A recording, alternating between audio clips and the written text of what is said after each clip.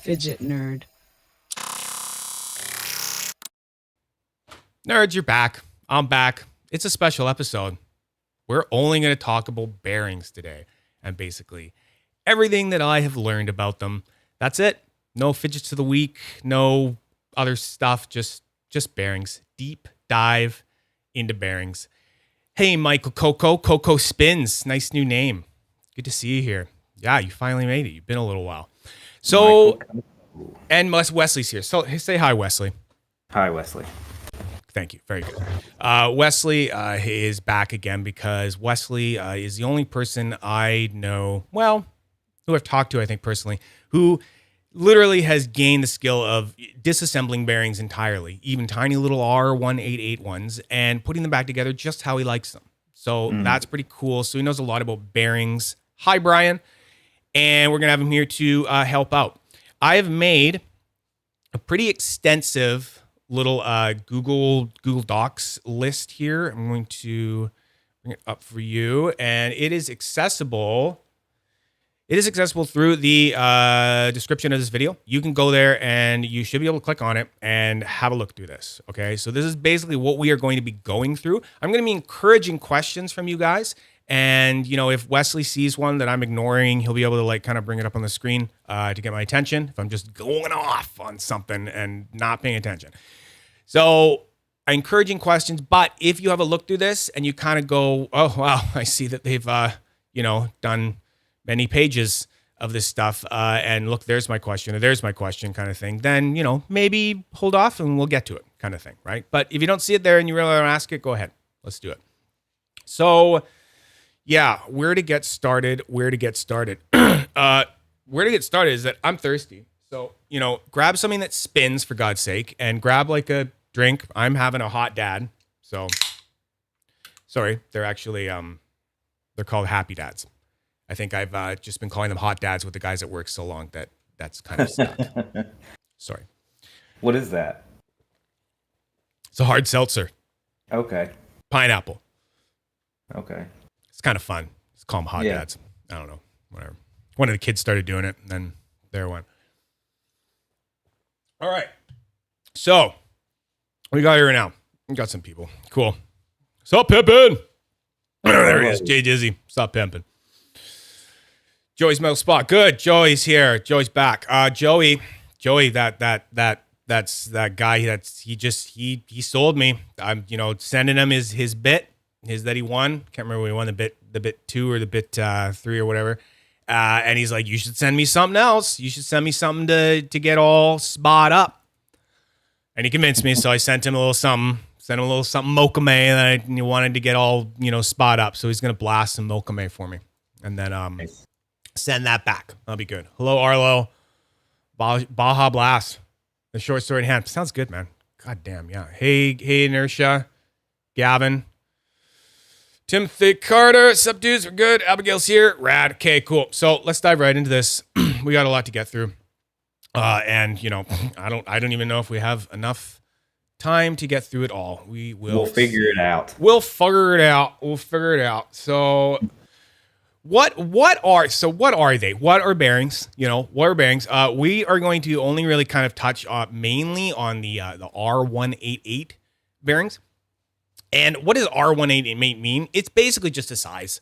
It basically just means that it is 0.25 by ½ inch by 1.875 inch. Okay. So the 0.25, that is your inner bore hole. That's the little part that the button, sticks into.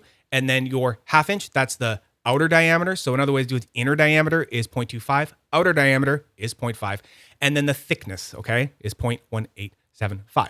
That is an R188. I've also put it in mils there for any of you guys who are also Canadian and or anyone not in the United States, basically.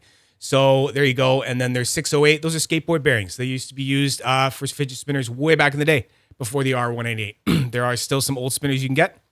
608s. They're massive. They're much bigger. If you look at their dimensions, they're bigger. I mean, think of a skateboard wheel, right? And then 688s. 688s are just kind of slightly bigger than the R188s. I've got a spinner I'll show you later that does that kind of thing, has one of those. And then I can't kind of cool video. Let's just watch it. You know, it's kind of fun.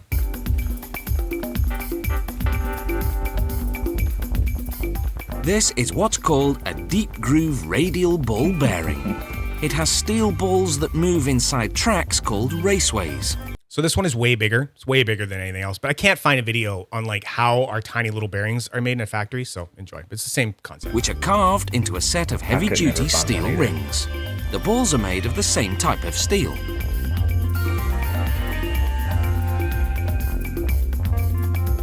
First, the shape and thickness of the rings is prepared. The inner ring is inserted into the outer ring. The pair then passes through a grinder that alters the width to the correct thickness. A gauge checks the width of each ring as it exits. Next, the inner and outer rings are separated in order to grind their outer circumference on separate machines. Cart. The outer ring enters the grinder, which shapes its outer surface to a precise roundness and diameter. Lubricants keep the ring from overheating, which would cause warping. The ring exits the grinder through a gauge that checks the diameter.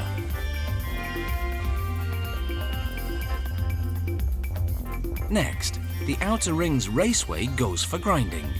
Abrasive stone wheels with an oil coolant shape the surface to precisely the correct size. The inner ring and raceway go through a similar machine.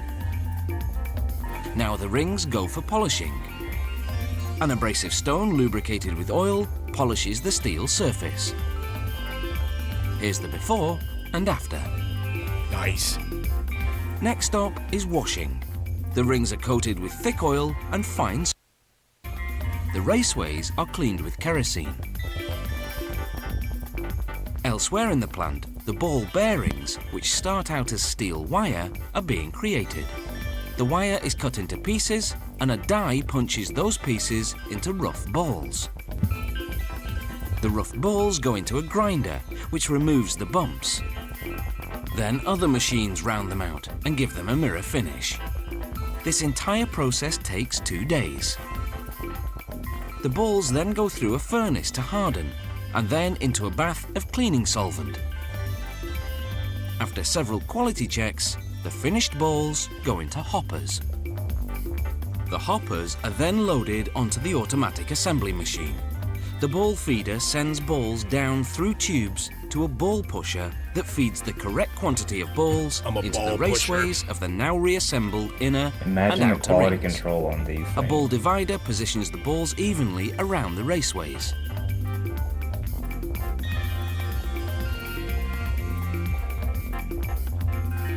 Oh, it separates them. Yeah.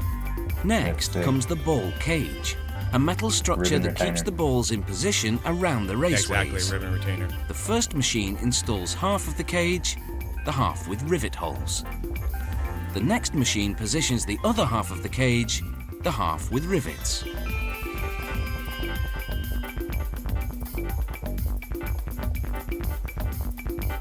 It makes them look so huge here, but at the end, you'll see it in the guy's hand, and you're like, oh, okay. Smaller than you think. That's what she said.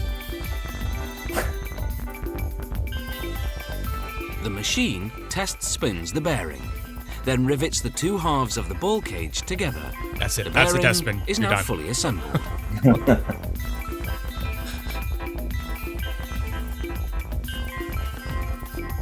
Next, it goes into a solvent bath. Then for a series of Almost makes you automated wonder quality if control tests. Whoever made the R188, This noise vibration tester imagine makes them sure being that the used ball in Fidget bearing spinners. operates quietly. Yep. Some types of bearings are lubricated with grease. A machine squirts grease evenly into the bearing's raceways, then inserts a rubber seal to contain the grease. An automated scale tosses out any suspect bearings that aren't the required weight. This unsung hero of the manufacturing world is the essential ingredient of any machine with moving parts. Yes, it is. Okay, so yeah, I hope that was kind of cool. Yes, that's what she said. Sorry, I can't see comments while I was watching all that thing, so I'm back now. I feel like I'm back at school. Yes, it is kind of like that, isn't it? I love that show. That's great. Yeah, how they do it on Discovery. Hey, Jeremy, how you doing? Okay, so I don't know. What did that make you think of, Wesley? Like, kind of made me think of like operator bearings, that kind of thing with the double ribbon retainer sort of thing going on. Yeah. There's Yeah. so many names for those, but those with the ribbon retainers are probably some of the fastest bearings I've had. Yes, I would agree. And yeah, we're gonna get into some sources for other bearings that.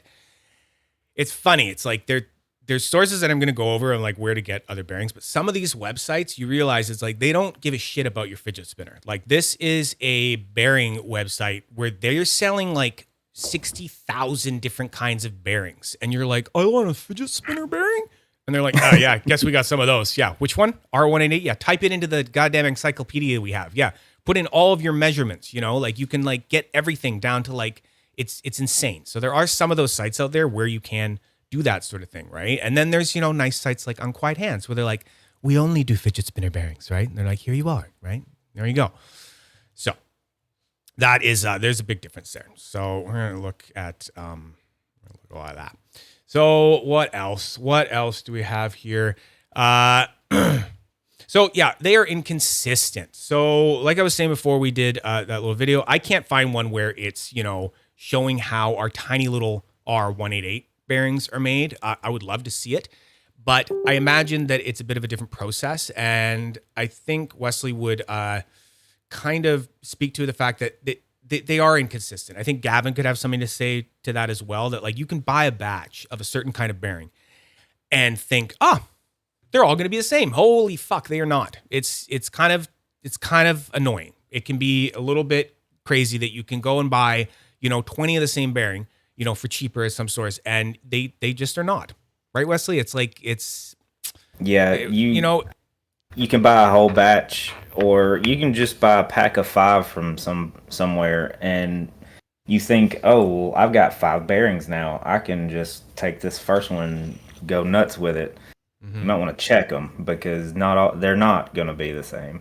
It's an unfortunate thing, and I think it comes from them getting smaller and smaller and smaller, and I think it gets harder and harder to quality check that kind of stuff precisely. You know, it's a finicky thing, a very finicky thing, and that happens through, you know, the way they're assembled, and then, you know, there's the lack of proper QC. So what you get is like, you know, from sites that we'll go over later where you can order, you know, bulk, right? You can get them for at least a third of the price that you would from someplace like, you know, Unquiet Hands, right? And get a whole bunch of them. But something that like Tom Linné at Unquiet Hands does a little bit more. He doesn't do it like, it's not like he's taking in each bearing out and putting it in a spinner and walking around with it for a day, making sure it's perfect, right? Like he does, but he does a little bit more QC. So if you're going to pay like 3 times more for a bearing, I'd hope there's a little more QC going into it, right? So you will get a little bit of that more from like somewhere like Unquiet Hands, but it's not perfect. There's small little things, and it is hard to keep them perfect. Do we kind of like have any questions on that kind of stuff at all? Yes, Gavin says so inconsistent. Small things are hard to make. They sure are. Joey, when you get new bearings, there we go. When you get new bearings, it's very important to wash them first. Okay, so that's interesting, and that's kind of going to go into the next thing that we're talking about. We will talk about how to wash them. So, how to clean. There are a few methods that I have used here. So it's the dish soap thing. So if you're using dish soap, you can... Dish soap's hard to do at a computer with electronics. I'm not going to do it right here kind of thing. But I almost thought about like almost having time to like make you guys like a little video of like me showing you. But it's pretty self-explanatory. If you imagine this is a sink, you know, your kitchen sink. But please, for the love of God, you know, put a stopper in the, you know, drain or something, you know, like put a fucking wet cloth in there, just something, okay? You're going to lose something down that damn thing. Just do that first. Okay, so you can literally, it's the first thing I would try to clean something if something's not working very well. And you say you already have it in a spinner. This is only for if you have it in a spinner, it works best that way. So you can take it out and you can just put literally dish soap right into that bearing. Nice big old drop of it, right? You can get it all wet in your hands, rub it around, get everything all soapy, and then take the buttons and put it right back on. This is where like rubber gloves might come in handy because you're going to be slippery, right? It's going to be hard to kind of get that bearing tight. It doesn't need to be super tight because all you're going to do is just like hold it with one hand and go like this and just make sure it gets one good spin. It's not going to spin very long. It's all clogged up with soap, right? But you're just getting all that soap mixed up in there, right? Then you're going to open it back up and just give it a good old rinse. Good old rinse everywhere. Clean it all out. Everything. And dry it. Dry it. What I would do is, if you don't have like I have, these are pretty handy. Oh, it's dusty. This is just like it's literally a hot gun. It's like a heat gun. Okay. You can get these at hardware stores and they get hot. Okay. These are like what plumbers would use if they wanted to like heat up an actual conduit pipe and bend it to their, where they want it. But you're not doing that. So get a hairdryer or steal your partner's hairdryer or something like that and use that and, dry it all out. You could also use something like a can of compressed air from Amazon. I'm going to go over that later too and give links. Or I also have a little thing from Amazon. These things are kind of new. They're just like, they're battery powered, compressed air things. You just blow them at yourself. And yeah, they're pretty strong. They're not as strong as compressed air or as direct. I have like one of the more direct nozzles. They come with different nozzles and stuff like that, but it's pretty cool. Like for like $70 and a can is like, can almost be like $6 or something like that. You're going to have to forgive my money, references because they're all Canadian. So everything's going to be cheaper for Americans. Okay. Trust me. So when you're seeing things on the sites and stuff, you're like, holy crap, that's expensive. It's not as expensive. Okay. You check the link on your computer. It's going to take you to an American thing and it's going to be different. So that would be kind of the dish soap method. Pam, I have experimented with jewelry cleaner that is safe for pearls. Don't have any issues yet. Yeah. Well, we're going to go over that too. That is one of the other ones that we can have a look at. So dish soap, compressed air. So yeah, I kind of talked about that with the drying thing. But what we can do, something I've done before, if I'm lazy, if I'm just being lazy and I don't want to get it all wet and stuff, the only compressed air that I have found that works is to get one of these compressed air cans from like Amazon or the hardware store or something like that. And I will basically just get it in there and I'll just spray it. I'll kind of hold that inner one there too because I don't want it spinning when it sprays. I want to get it everywhere. And I will just spray all the way around. I'll go to the other side. I'll do the same thing. And then I'll just kind of hold it in there. I'll give it a good, and I'll let it kind of go like that. See if it spins good. I know for a fact this one is a great bearing because I've had it in my Nectar and I know it's rad. So it doesn't even need it, but that is kind of how long you might want it to spin before it stops on its own if it's just you getting the bearing spinning that way. And then usually you can kind of do just that, like what you just did with the air ductor. Yes, you can just do that for the most part. Yeah, so that would be like my first go-to is to do something like that. So let's just take a look at, because there is good links. So that is what I buy. It's right there. It's $12 Canadian. So I don't know. Maybe it's like $9 US or something like that. You can buy one of them. You can buy packs. I've bought 6 packs before. You do save a bit of money kind of thing. I basically always have one of these in the house. I don't not have one. I feel kind of naked without my compressed air. So, I just have one all the time. I go to Walmart and get they have a 2-pack. It's the On brand. Those of you, I don't know. They're like $4 for one can, but for 2, I think it's like $10 a pack, maybe. Yeah. I don't know. And I don't know if it's the same where you guys live and stuff like that, but where I live, there's a lot of like just unfortunate people, like crackhead zombies and stuff that live on the street. So you'll go into one of these stores and you'll be like, hey, could I get some compressed air? Because it's like behind lock and key. And they're like, look at you like, And you're like, what? And they're like, yeah, sure, I'll take you over there. And you're like, okay, great. You go over there and they like unlock it and you're like, cool, go to grab it. And they're like, whoa, how many you want? And I'm like, 2, 3? Is it good? And they're like, Really? yeah, They okay, lock them cool. up? There you go. And you're like, you take it and you're like, okay, cool, great, thanks. And they're like, whoa. I'm like, what? They're like, I got to walk you to cash. You're like, okay, I feel so special. And they're like, yeah, sorry about that. You know, and they're like escorting you across like, you know, Walmart, a Canadian Tire, whatever, like we have here. And they're, you know, just saying, here you go. And then as soon as they see you at cash, they're like, okay, you're good. Because these people come in and they'll take it and they'll go, and they'll like inhale it. And I guess it gets you messed up or something like that. So don't do that.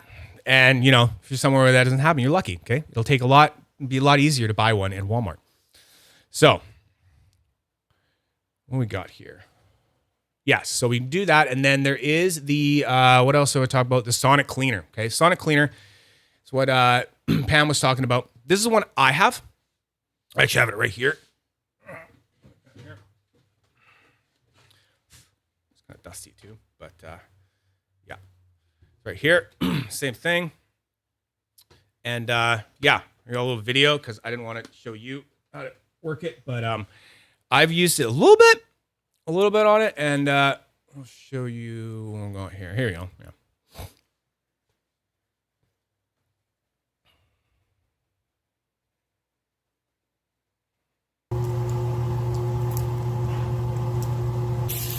Definitely a fossil.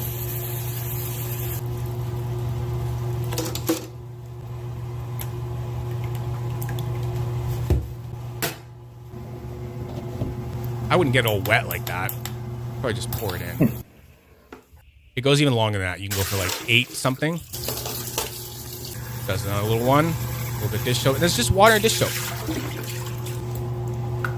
And you want to pour it out away. He's kind of being a little messy with it. You want to pour it away so it doesn't go on top of the electronic parts of it. And yeah, there you go. I have put, I've put full spinners in mine before. You can just take, a whole spinner. I've put like my torque bar in there and my like W. That's why I've used a little plastic basket. So it's not like rattling around on the metal part. So it's great with that, to have that little plastic basket that comes with. So yeah, you could just put that right in there, and I've just put it in for like a full cycle and then take it out with the bearing in it and everything. It doesn't knock the bearing out. Yeah, it's pretty good. So do these like work? I've heard varying opinions, because sometimes like when a bearing goes, a bearing is just gone. I don't know, Wesley, if you have one of these or if you've tried it, but I think that I've never tried one. Never tried it. So I've tried it a few times, and I can't tell for certain if it's actually showing any difference whatsoever. Like, I say that I tried it on 2 spinners where I just put the whole spinner in there that I had an operator bearing in, and afterwards I'd say the bearing was a little louder.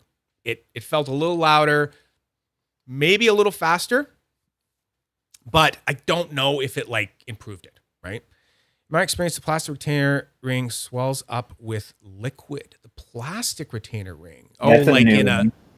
a what do they call that one? Like Fushi bearings or something like that. I think have that nylon one. That would be interesting. See, that's great.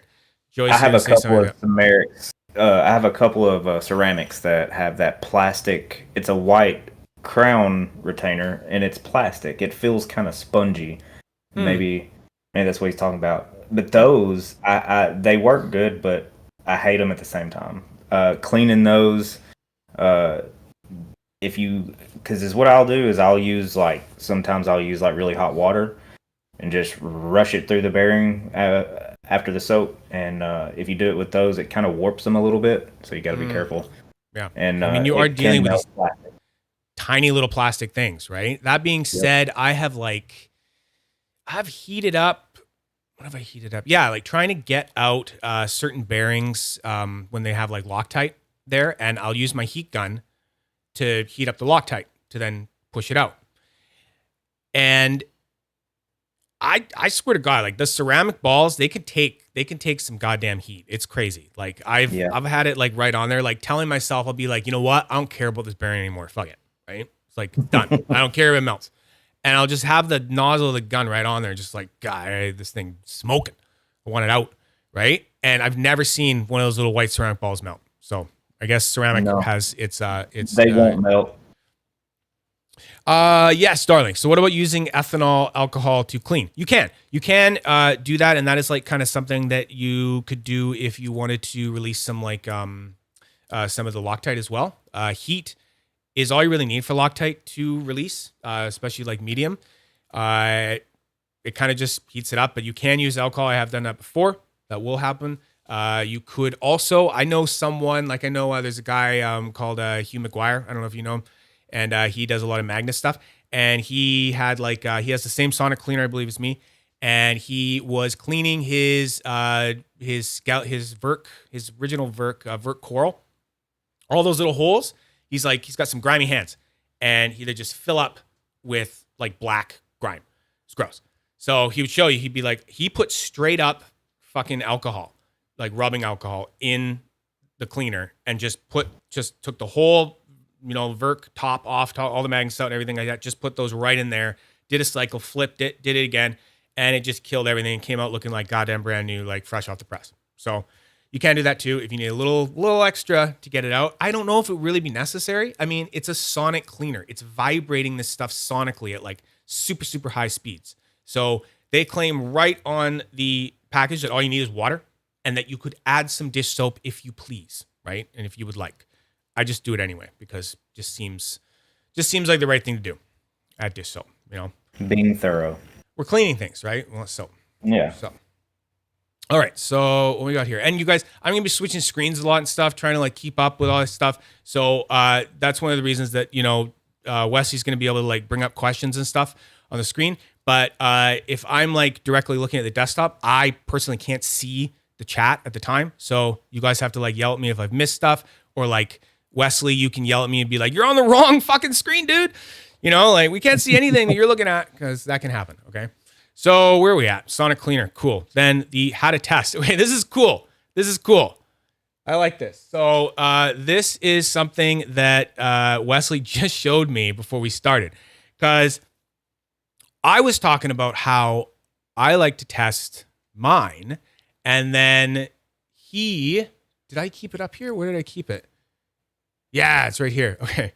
So then he showed me this freaking thing on Amazon. It's a yo-yo bearing pack. What is it, Wesley? That's just your like a little cheap yo-yo kit, but like that's just a yo-yo bearing removal tool, basically is what it is. So you stick that little end in and you can pry it out the yo-yo. That's basically all it does. Okay, cool. I don't yo-yo, so I've dabbled. You've dabbled in the yo. Yeah. So I thought that was pretty cool because that end, see that measurement there? 6.35 millimeter. That's an important measurement. That is also what am I trying to say? 0.25 of an inch, okay, in millimeters. So that is the little inner diameter of our R188 bearings, okay? So that's what they're saying. They're saying that the inside of that bearing can fit right on that, and you can just hold it with your thumb and spin it, right? Yep. So that's similar to like, I've had some people say that they have them up here. Yeah. Like you could have like a pair of tweezers or something like that. So I can see you guys again. So you have a pair of tweezers and you could take a bearing. You could put it on a pair of tweezers until it kind of holds it. This is not a very reliable way, right? But you can do that so it's kind of holding it. And you can just get a sense, right? Sometimes you want to get a sense like, does this thing suck? Like right away? Because if you spin something and it just stops on its own and it doesn't even have anything attached to it, and it's just like stopping right away, or it's stopping weird or something, maybe something's wrong with it. Maybe you should, grab another one in the batch, right? So that's kind of the idea of the yo-yo thing, is that it's just a cooler, cleaner way for you to, have that sitting on there that's not the tweezers, because the tweezers aren't the greatest thing. So it's it's a hotter, cooler way of doing that. I will not spill the drink. I will not spill my hot dad. Put it back over there though. What was Bunny saying? Even talking like release-wise, alcohol soak, then rinse and put in under hair dryer for a few minutes, then hold with cover liner and a broom. I have no idea what we're talking about. You're fucking with me right now, aren't you? Okay, cool. Okay, wife's fucking with me. Perfect. All right. Okay, so oh, this is gonna be a long stream. Okay, what else we got here? So the how to test, right? The air. So the other way I like to test, and it's funny because Wesley told me that this is actually how he tests too, is that he, once again, here's another good reason for compressed air. He'll get his compressed air can. And he didn't tell me this before. I explained this to him, and then he was like, "That's exactly how I do it." I was like, "Yes, it is." So I'll take something because I was like, I want it to spin. I want it to spin, but I want it to spin unencumbered by anything, right? So I will just like hold it in my hands. I'm gonna get these other spinners off of here. I don't want you to look at them. So I'll take it in here. I'll just take it in my hands, and I'll grab like, a handful. Like, up in my case there, I got like, I bought like 50 operator bearings, right? So I just up there, and I haven't tested them all, right? But when I want to put a new one in, I'll kind of grab a bunch of them. I'll put on the table, and I'll take my air. And this is why the compressed air is good, because it's got this tiny little nozzle, right? So you can actually direct the air right where you want it. And I will spray it right in there and see if I can get it going. I don't really like this bearing right away. Let me see if I can. This is a bad bearing. See that? See how it's kind of stopping like that? Let's try another one here. So maybe, so we got a golden eagle right here. Wesley agrees. Something's wrong with that one, right? It should spin for at least a good, 3-4 seconds or something like that? Well, it should at least slow down to where it's gradually slowing down and not just... And not jerking, slowing. That's a bit better. I could maybe put that one in. I find that even though these golden eagles are cheap, they tend to be a little bit more consistent. Yeah, they're gonna stop just because there's no weight on them. But I mean, you can tell. Yeah, Joey's right. This feedback in your hand. This one might be magnetized, right? Because it was bouncing back and forth like that, right? I don't keep my bearings near anything that's magnetized. I keep them up there in a case. There's no other magnets in my other case that's near it and stuff like that. I keep all my magnets up here, away from everything else. But you never know. Something might have gotten near something else. This could be a bearing that I took out and I thought was good, and it was in another spinner, came out. So that's another thing you can think about, is that you can literally magnetize certain bearings, and then they will kind of bounce like that. So could be what happened to that one. Can you demagnetize them? Probably. It probably wears off after a while. I don't know, Joey. Can you? Like, have you experienced that, Wesley? Yeah, you can do. I've actually. I know this sounds weird, but you can actually take some hand lotion and kind of just wash it with that the same way you do soap, and give it a little rub. Demagnetize it. Yep. Joey says no. Okay. Tells me to throw it out. So it's up to you guys, right? If you have lots of money and lots of bearings to spare, then you might want to try, doing some other tips. But if you're kind of just like, it's not worth my time, then maybe just throw it out. Then there you go. So that is one of the ways, the main way that I kind of test it and see what's going on there. Oh, look at that. So something's magnetized. Check this out. One of them is. He was right. I just noticed that. Can't tell which one it is, but. Look at that. No, they both are. Maybe they both are. I don't know. It's good that this is happening, though, live. So people can see. It's hardly, right? It's just the littlest bit.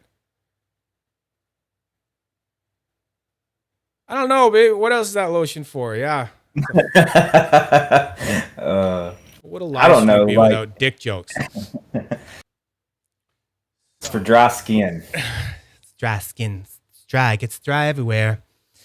Also, if my clothes come out of the dryer and it's really staticky, and I put a shirt on and it's really staticky sticking to me, you use lotion and rub it on your stomach and it gets rid of it. What? Really? Household tips. Yep. Is that some kind of down south Alabama sort of trick? I never heard that before in my life. Something my mom told me to do. It is for elbows. Hola, Victor. It's for your weenus. For the weenus. Yeah. A weenus right there. Yeah. Yeah, magnets and bearings are not made to be together. Yes. So it's a good point. Be careful with that. Don't go storing all of your little, fidget magnets in like one little compartment in your like little toolkit and then all your bearings are in the other one. Don't do that. Don't do that. You'll mess them all up. It's not good. Not good. So where were we? Where were we? Had a test. Yeah, that's about it. That's kind of what I can do.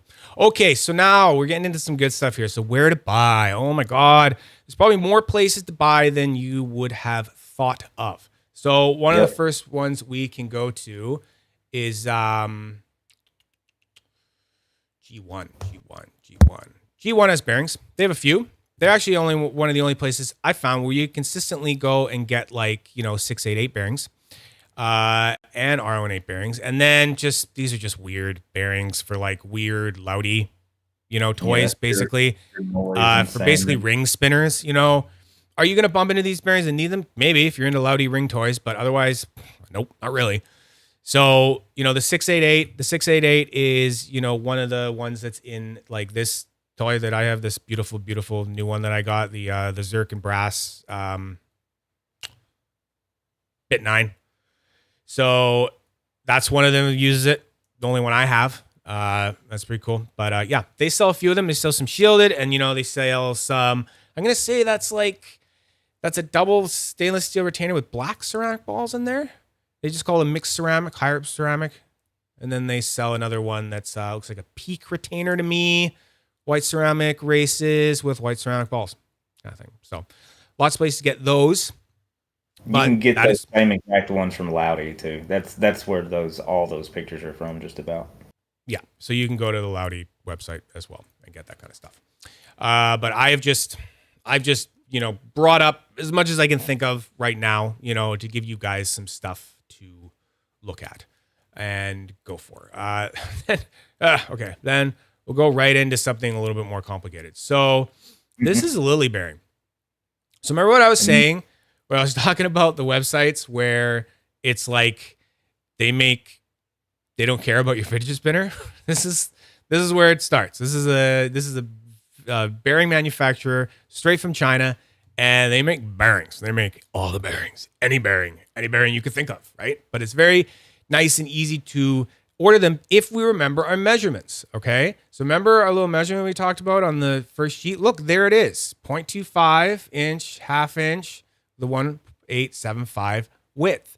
So if you're on a site like this and you're like, ooh, could be hard to find it. I mean, it does still say R188 there kind of thing, right? But I would be paying attention especially to this kind of stuff, right? To these measurements to make sure that you're getting kind of the thing you want. And then this is like one with like they're flanged, right? Like they have this like weird flange on. We don't want that. We don't want no flange kind of thing. So I'll show you like if you went straight to like their front page sort of thing. And you were like, oh God, how do I... Brian says can't see your screen.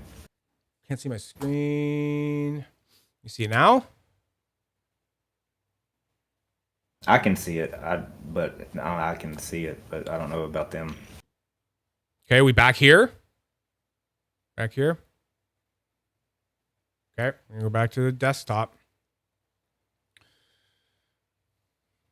Can we see it? Wesley, you can see it? Lily bearing? Pam says yes. Okay, cool. So there we go. So you go to a site like this, and originally I would go, oh my God, get me out of here. I can't figure this out. This is ridiculous, right? But you can just like look through like ball bearing stuff. You can go like deep groove ball bearings, right? That's kind of like what we're into. Miniature bearings would sound more like, what we're into. And then you can kind of go like that and like click through them like that. Or you can just start entering in values. So bore diameter was 0.25 inch. And then that's been selected. And then you can say our outer diameter was 0.5 inch. Now that's been selected. And our width was, there it is, 1875. That's our width. Boom. And now R188s start showing up in the list. And there you go. And then you're kind of off to the races and you can start doing that. So the only ones that would work is like these miniature ball bearings. They don't have a flange. And then like these ones, right? So there is so much to look at on a website like that. They literally say that they make 60,000 types of bearings. So that's an option. I know people that order from that and have gotten good stuff from them as well. So moving on, HXHV. I have so many bearings from them. I have this bearing here. They're really lovely to order from. It's pretty easy. And this is a direct link that I have had kind of copied down for a long time. And this is what I use in, the one that I was just testing in my Nectar. It's the same freaking bearing that I got from them. This takes a little bit of like a story, actually. I kind of glad that I remembered it. So this story, it comes from Jonas.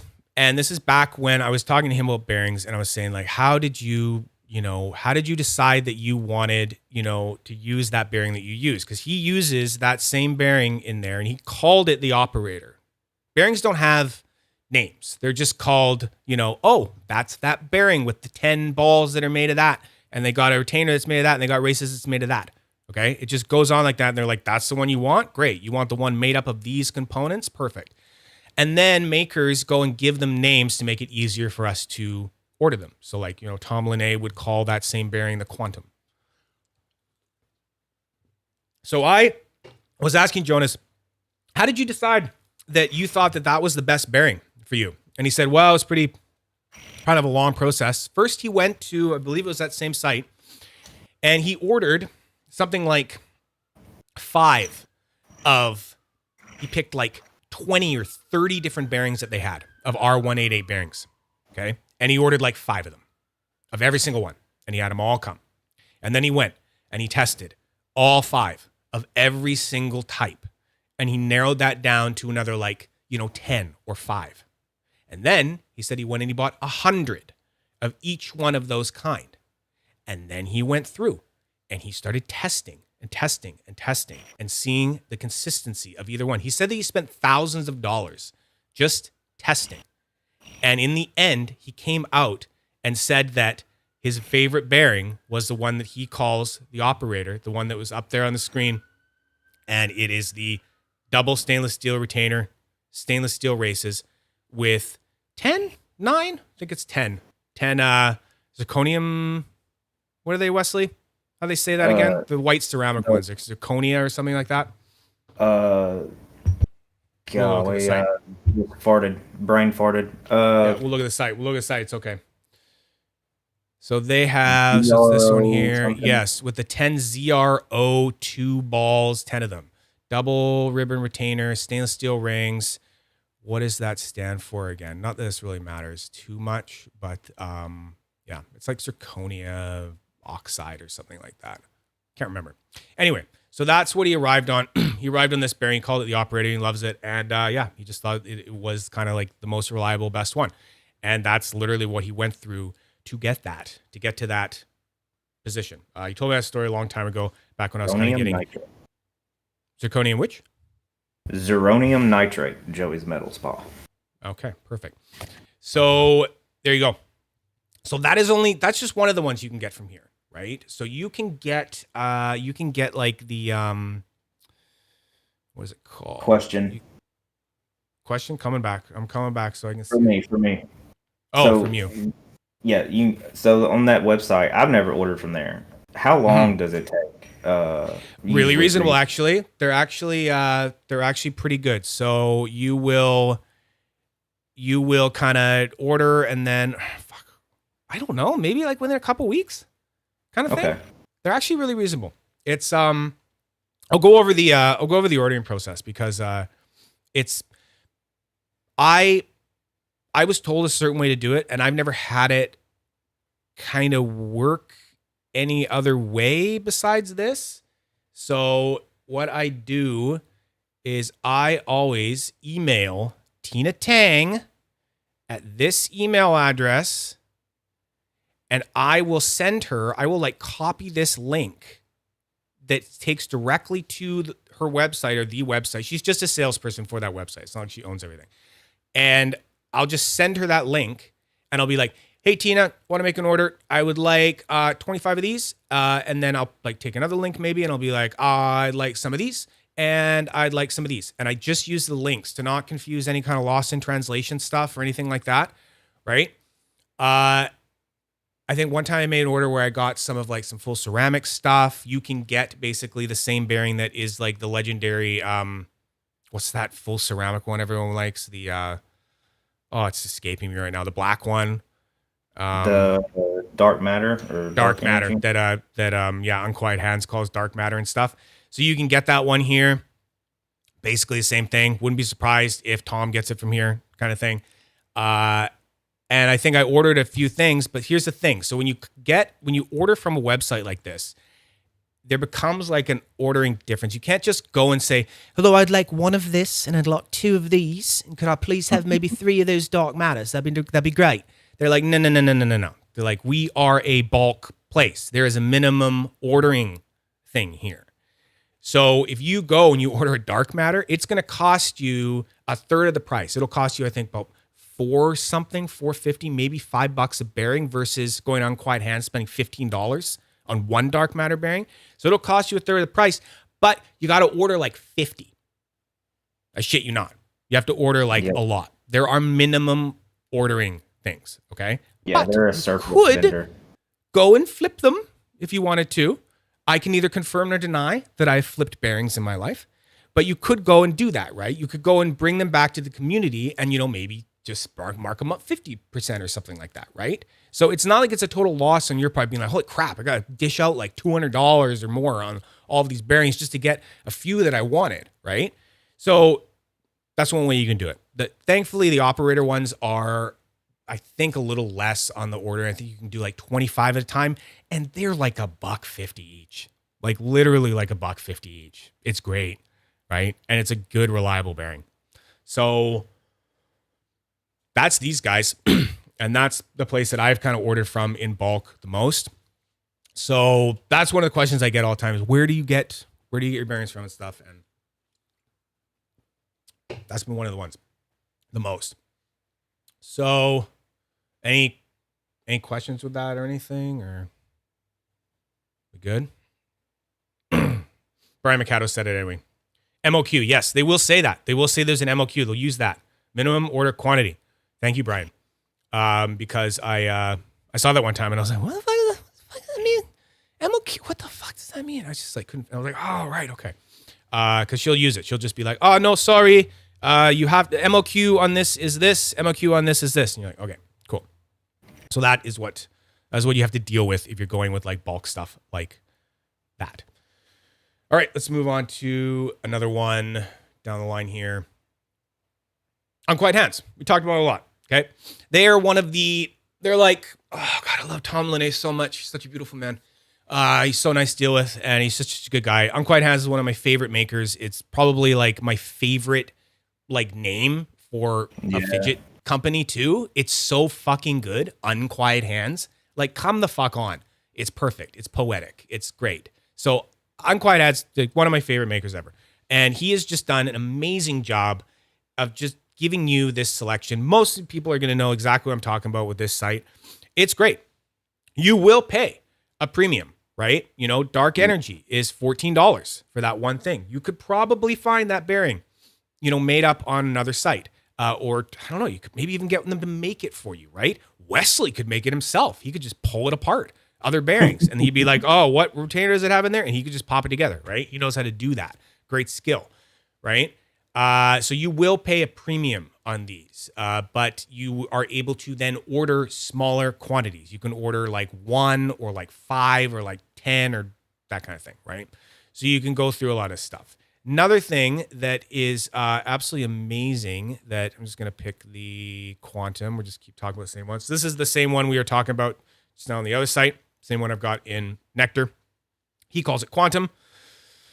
What Tom does is he puts the tolerance up So Wesley and I were just talking about this. I thought it was something else in the beginning, but Wesley kind of corrected me. He said, no, it probably means something else, but it also brings up another point. So tolerance is and I kind could be of wrong.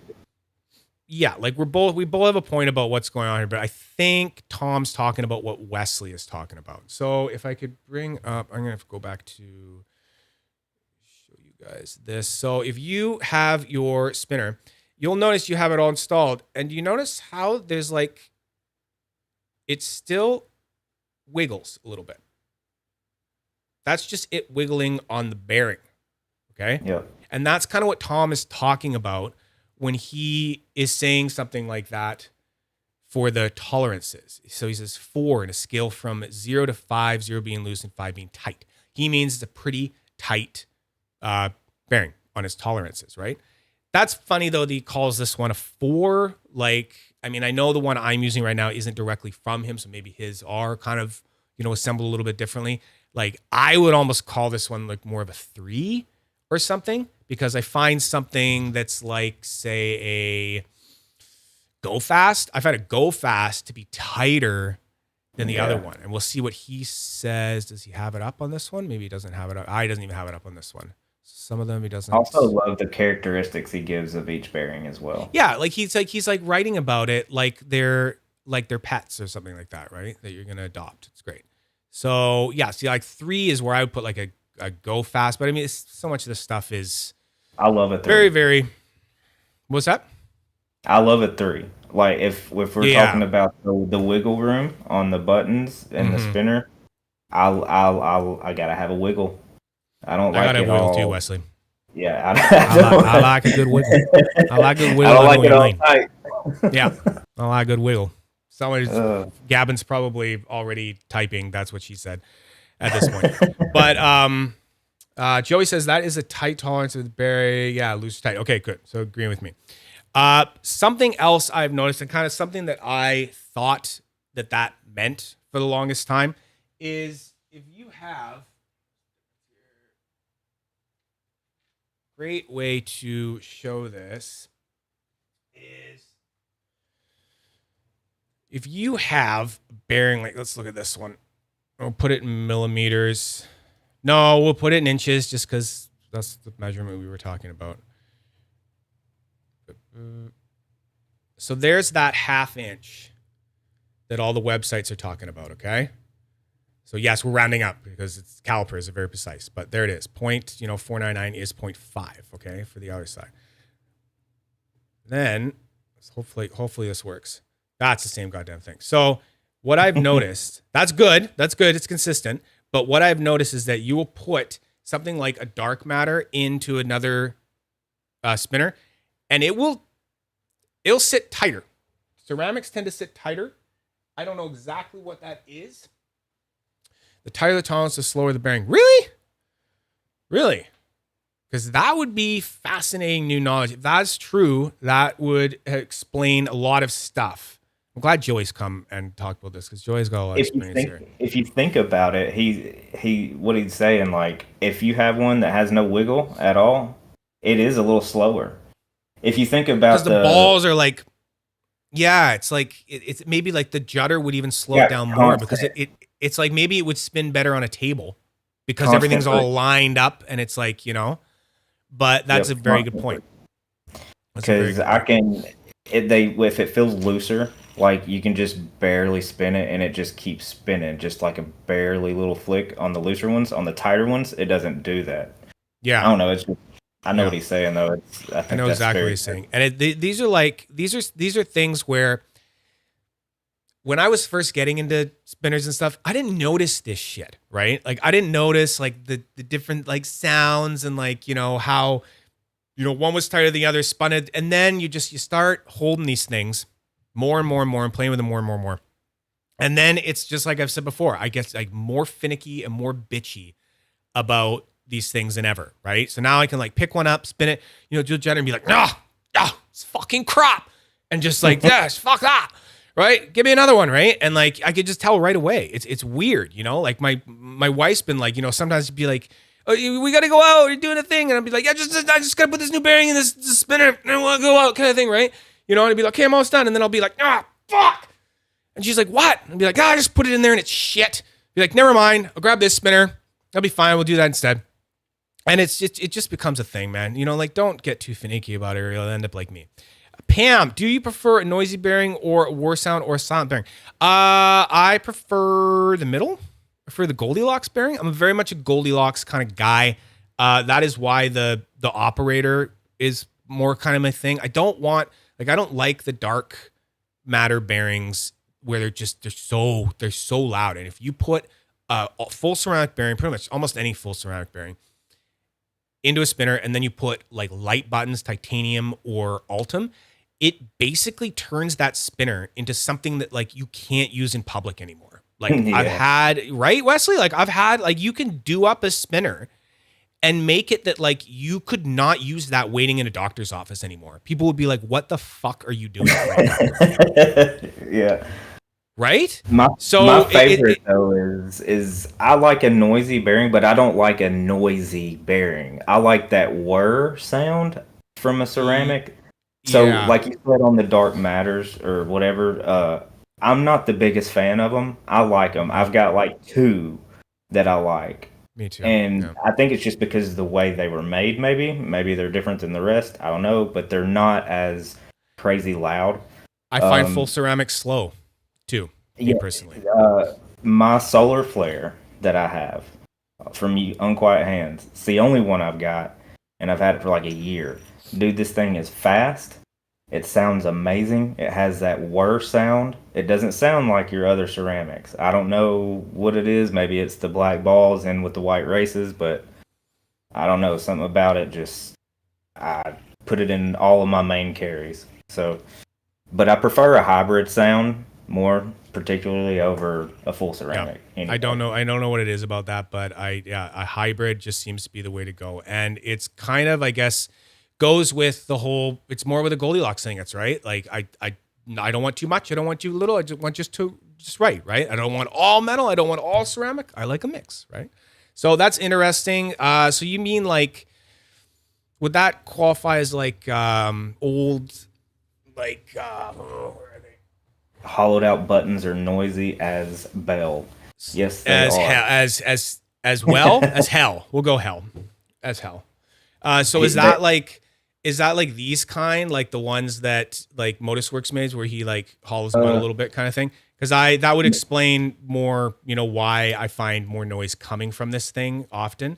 And then it's like, it almost like it picks up like the sound of the bearing more, like I can put the same bearing in another spinner and it's quieter and doesn't pick up some of the subtleties of the bearing and noises it's making. And I put it back in this one and I'm like, what the hell? It's making that noise. So yeah, we'll get into more of that later. What do you said, Pam? How do you like to feel vibration or smooth feedback? Same thing kind of thing. But it's in the middle again. It's part of the reason that Jonas picked the operator, because it just gives you all of those things that we want with bearings, or we tend to want, but just in the right amount. Okay, it's if I can feel it too much, it's annoying. If I can feel just the littlest little, almost like it's hitting something, I can't stand it. Yeah, I know what he means. It's like I can tell. That's like what I was talking before, where I can go like, oh fuck, it's fucked, right? And it's like someone else might be able to spin it, and they'd be like, I don't know. It feels fine to me. It feels pretty cool, right? But guys like us is doing it enough. We're like, no, man. There's a ball in there somewhere. It's got a little nick on it. I can tell, right? Yeah, like it's fucked, dude. That thing's fucked. Throw it away. It's useless. So it's not. It's that kind of thing, right? So it becomes kind of annoying that way. Sup, beef for tribe, beef for what? Beef for tribe. We're gonna call you tribe. Tribe's easy. Sup, dude. Cool. I hate flat spots on the bearings. Okay. Flat spots. What would you mean by flat spots, Joey? Like with a... I've never had flat spots. Explain. Yeah, explain. Like, you mean like how like the like Golden Eagles are flat? Like they're flatter or something like that? Like yo-yo bearings or something? I don't know. bad ball. Oh, a bad ball. Oh, okay. Means yeah. Okay, so yeah. That's what we're talking about. So a ball can get a little micro flat spot on it, and I think Wesley was talking to me about this before that like you won't even be able to tell, right? You can't find that flat spot. It's so they're so small, right? If it was a bigger one, like in the video we were talking about, sure, you could probably look around that thing and be like, look, there it is. There's a tiny little, flat spot there, and that one's no good, right? So that's kind of what Joey's talking about, and that's what tends to happen when you drop a spinner. Like if you drop your spinner and it goes, a lot of time it's going to go and it's going to land on the button. If it lands on the button, it's almost guaranteed going to fuck the bearing because the impact goes and it hits it inside on the bearings, and that tolerance, jiggles and it whacks the bearings against the races and stuff, and then you end up with those little flat spots on the edges of the balls. So a lot of time, if I drop a spinner, I'm like, oh god, no, just like I go and I'll spin it, and like sometimes I'll get lucky and it would have landed not quite on the button, and I'm like, oh thank god, it sounds fine.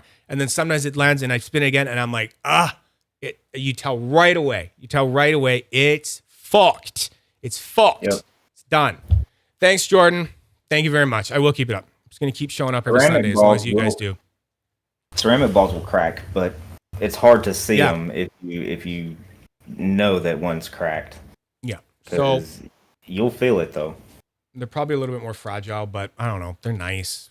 I like them. So I'm going to just keep going with them, right? Especially if I can get them cheap from bulk sites like that. So let's keep looking at some of that stuff. So yes, Unquite Hands, he's great. He's got lots of stuff. You're not going to order in bulk, so you're going to pay a little bit more, but that could work for someone. Sometimes you don't have $200 and you just want to get a few bearings and know they're going to be a little bit better. There's no guarantee that they're going to be like absolutely perfect. The quality control, it's a little bit better, like I said, but it can't be perfect. They're so small. They're so hard to get perfect. Fushi bearings. So these guys, I have a Fushi bearing in my. I had to put a Fushi bearing in my triangle, my big triangle, because these gorgeous buttons that Drake made me are made of crystallized titanium, and they're so freaking loud. They pick up everything. And it was I was having a really hard time getting something that was not too quiet. And so I finally had to go and put a Fushi bearing. So they have a nylon retainer, stainless steel balls, and stainless steel races. The nylon does bring down some of the sound. And these are readily available for cheap on Amazon.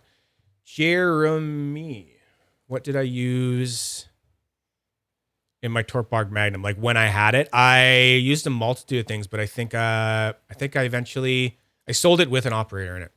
Sorry guys, I'm going to say operator for a lot of stuff because it's just kind of my go-to.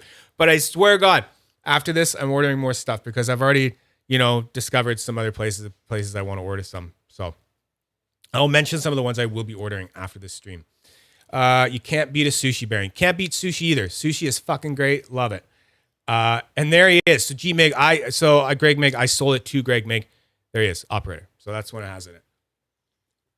Still in it too. Still working, Greg? Still working good, eh? Good. They'll last as long as you keep them up. I mean, yeah. You get a good one. You just ride it. You ride it hard, and you spin it all the time, and you just ride it. Loving it. Perfect. I have a mechanic stethoscope to listen to. Wow. Fuck.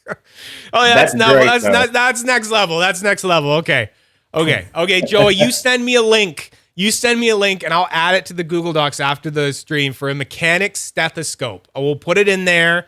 I'll put it under the how to test section. Joey's fucking mechanic stethoscope. And if you guys want to get just hardcore into this kind of crap, you can do it. Because that would be great. Like he's right. You could sit there and you could listen. You could probably pick up.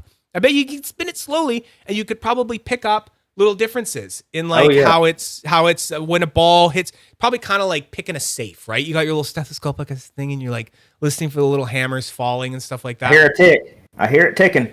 Yeah, there it is. No, this one's fucked. It's useless. Let's get rid of it. You send me a link later, Joy. That'd be great. Okay.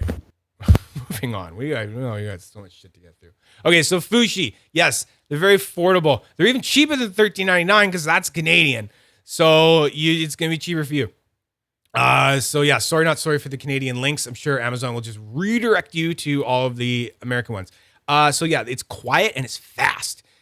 Who uses this exclusively? It's NGT. NGT hand powered, in my experience, ships all of his spinners with a Fushi bearing in it, or Fushi like bearing. It won't say Fushi, like these come and they say Fushi right on the side of it there. His just don't say Fushi, but it's like I said, people will buy a bearing made of certain components and then just sell it for something else. I think so. I just recently picked up a bronze Chelsea LP off of IndieThick's site. It came in and it had a bearing like that. It didn't have the writing on the outside of it, but it had the little outline. Yep. Yeah. Oh, cool. Yeah. IndieThick has tended to 3 spinners I got. I got a 1-drop one time. We'll go over 1-drop. You can buy them. And I got mostly just operators kind of thing in those ones. Haven't got a Fushi yet. And the Fushi I got in my Naboo, my tungsten Naboo. So surprised with that one. It was a banger. It was an absolute great one. And I'm not so picky with bearings that I'll like open it up and be like, it's not an operator, get rid of it, and then just like throw it away. I'm like, no. Let's give it a chance here, right? And holy crap, it ended up just going for a long time. When I finally took it out, I only took it out because I could tell that like it just wasn't giving the feedback I wanted, but the speed was insane. It was really, really fast. It was really fast, great warps. So I just kept going with it.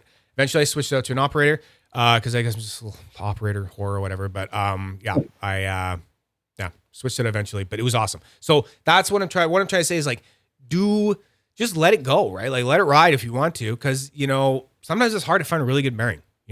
It can be hard. I have like 2 golden eagles in a couple of my edamames that just keep delivering. So I'm just gonna keep going with it, right? Because it can be kind of really annoying when you like one of them goes and you're sitting there trying to get a better one and like, oh, this one sucks. So yeah. Kind of stuff. Just I want to mention about the golden eagles. Yes. A lot of people out there are using them. Just I don't know if you've had this before, but me personally, just messing with them, like breaking them down and rebuilding them. No, no one does it but you. Okay, well, so the gold tends to flake off if you're not careful. Like apparently I heard that they're titanium coated. They're like yes. Apparently they're coated with something, but they're all titanium. So if you have one go bad, it's probably because maybe. So the inside of the outer race is starting to kind of flake a little bit. And those balls are also coated. So if those start to flake as well over time, they end up going bad. So I have a friend I'm talking to just recently. He's went through like 5 of them. And they all kind of went bad on him pretty fast. And that's just kind of the luck of the draw with those. But yeah, just keep that in mind. They do flake. Okay, good to know. I have noticed that with mine. Do you see it come off, kind of thing, or yeah. Oh yeah. Okay. Now I'm gonna be like looking at mine and seeing if anything's coming off. Great. Get my little magnifying glass out and go and check things. And your stethoscope too. My stethoscope. And I saw that Joey sent me a link, so I'm gonna look at that later. Okay, so Acer Racing, so they got hot ladies selling their bearings, which is great. So if you want to buy bearings while you look at hot ladies, this is your place to go. Acer Racing. The guy that I know that kind of promotes Acer Racing the most is my buddy Tim Blimbus or Mitchell. He loves them, swears by him. You can get 608 for skateboards, or you can grab their ceramic. What did I say? Hybrid ceramic. And those are really good bearings. They're really good bearings. I have a lot of people say these are fucking awesome. You will pay a premium. They are $10.99 per bearing. I'm pretty sure it's per bearing. Yeah, It's like one of these is $10.99. And this would be the same as what Unquiet Hands would call a reptilian. Reptilian. Might not be here right now, but he calls them reptilians. Here, there. So there you go. There's that. And then where was I? Here. So you can kind of see it's the same dealio. Okay. So it is a operator bearing essentially with black ceramic balls instead of the white ceramic balls. Yeah. I have some of these and I don't know if you agree, Wesley, but like I find them to be noisier and just like too much feedback for me. So I agree. When they're brand new, they're really good. You use them for a while and then they start to get really bad feedback, like almost like a gritty type feedback. Yeah. Like and I've had it before where you spin once and it's smooth and then you go and spin it again and just like one good rip can just throw a ball out or something like that, right? And it's a weird thing with that. So that can be fixed sometimes by just blowing it out, right? You can just blow it out if it all of a sudden starts to sound scratchy. That's the first go-to is like we talked before, just give it a good blowout with the compressed air. And a lot of the time you can kind of correct it. So yeah, that is another place to do that. Is this where you get multiples? 2-piece. Okay, so you can get 2 for $17 and you save $7. So that's cheaper, I guess. That's good. So there you go. Yeah, but that is a source. They have them. They're readily available.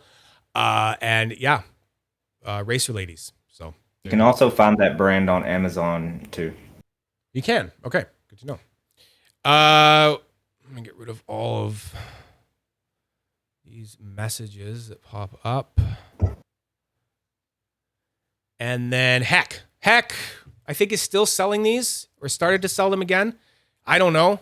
Wesley, you probably know better. I think you've talked to Heck more recently. I haven't talked to him in probably about a month.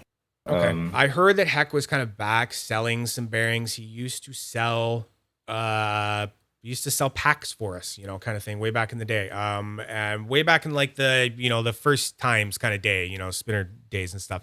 And then I heard this rumor he was coming back. I personally never bought any from him. I think Abby Bay bought some from him. I'm not sure, but yeah, he sells packs to them. You're going to be paying more of a premium again because you're buying smaller quantities, but it is a cool place to just get like a pack of 10 or a pack of 5 or something like that of a lot of these bearings that we've been talking about, right? That are and you are buying from somebody in the community as well, and I think that's really cool. Yeah. It keeps it. It's also here in the States. For those of us in the States who normally order from China, you'll get them a little quicker maybe. But yeah. Yeah. I mean, is Heck probably getting them from China? Probably. I would be hard pressed to say that I don't think there is anywhere but China that has the equipment to make bearings like this. Like, just to make a tiny little bearing like this, you're talking about millions of dollars of like factory equipment and stuff like that. It's insane, right? Like the tolerances and the tiny little things and stuff. I don't think there's anywhere in America that makes them. I'd love to be proven wrong. I was gonna send him. We talked for back to back for multiple days.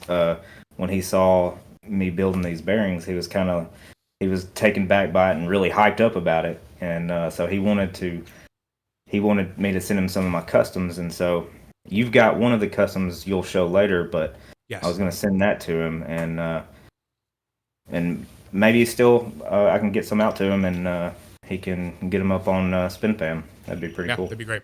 Yeah, especially like having some of the bearings. I'm excited to test some of the bearings that Wesley has sent. He has sent some that are custom ones, and we're going to look at those as well. People in chat putting a good word out for Heck. So heck yeah for Heck. Good guy. Good place to get bearings. So that is, his profile link up there if you want to have a look. Here we go. So now we're back into like, oh my God, this is a place that makes bearings for fucking everything. Everything. So I kind of just went in there and kind of noticed that like you could... Okay, never mind. quantity 100 plus. So that must be your price. So maybe that's a price for 100 of them. Or maybe that's a price for one of them. I don't know. You'd have to look at it if you really want to get into this kind of stuff. This is just another place where you can buy, you know, a lot of different kind of bearings, right? And here we go again. Here's the 0.25 by 0.5 by 0.1875. Okay. So that is the important measurement to be paying attention to. Because you are going to get other little codes, you know, for the R and stuff like that. But the R188 is there, right? I did also learn that if you see a code where it says ZZ, that means that it has a shield on both sides. And if you see 1Z, it means that it's shielded on one side. And if you see SRC, I think, it means there's a rubber seal. Where did I read that? I read that earlier today. Basically, SR something is rubber. It stands for rubber seal, right? So seal, rubber, you know, whatever.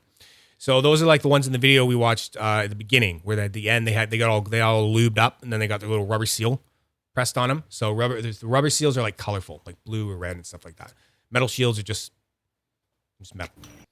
So I don't know. I know of people, like I've gone on Reddit before and looked at reviews where people are talking about Bolka bearings and like, have you ordered yours? And people are like, yeah, I got one for my fidget spinner. It's so good and all this stuff. So people have ordered it. People have done it. And yeah, you can do it. So I haven't done it myself, but this is just another source and it will be there in there as a link. And it's the same sort of thing. If you start at the beginning here, you can, what did I do? I literally just typed in. Did I just type in R188? I think you can just do it. Yeah, there you go. R188, 75 different kinds. There you go. Boom.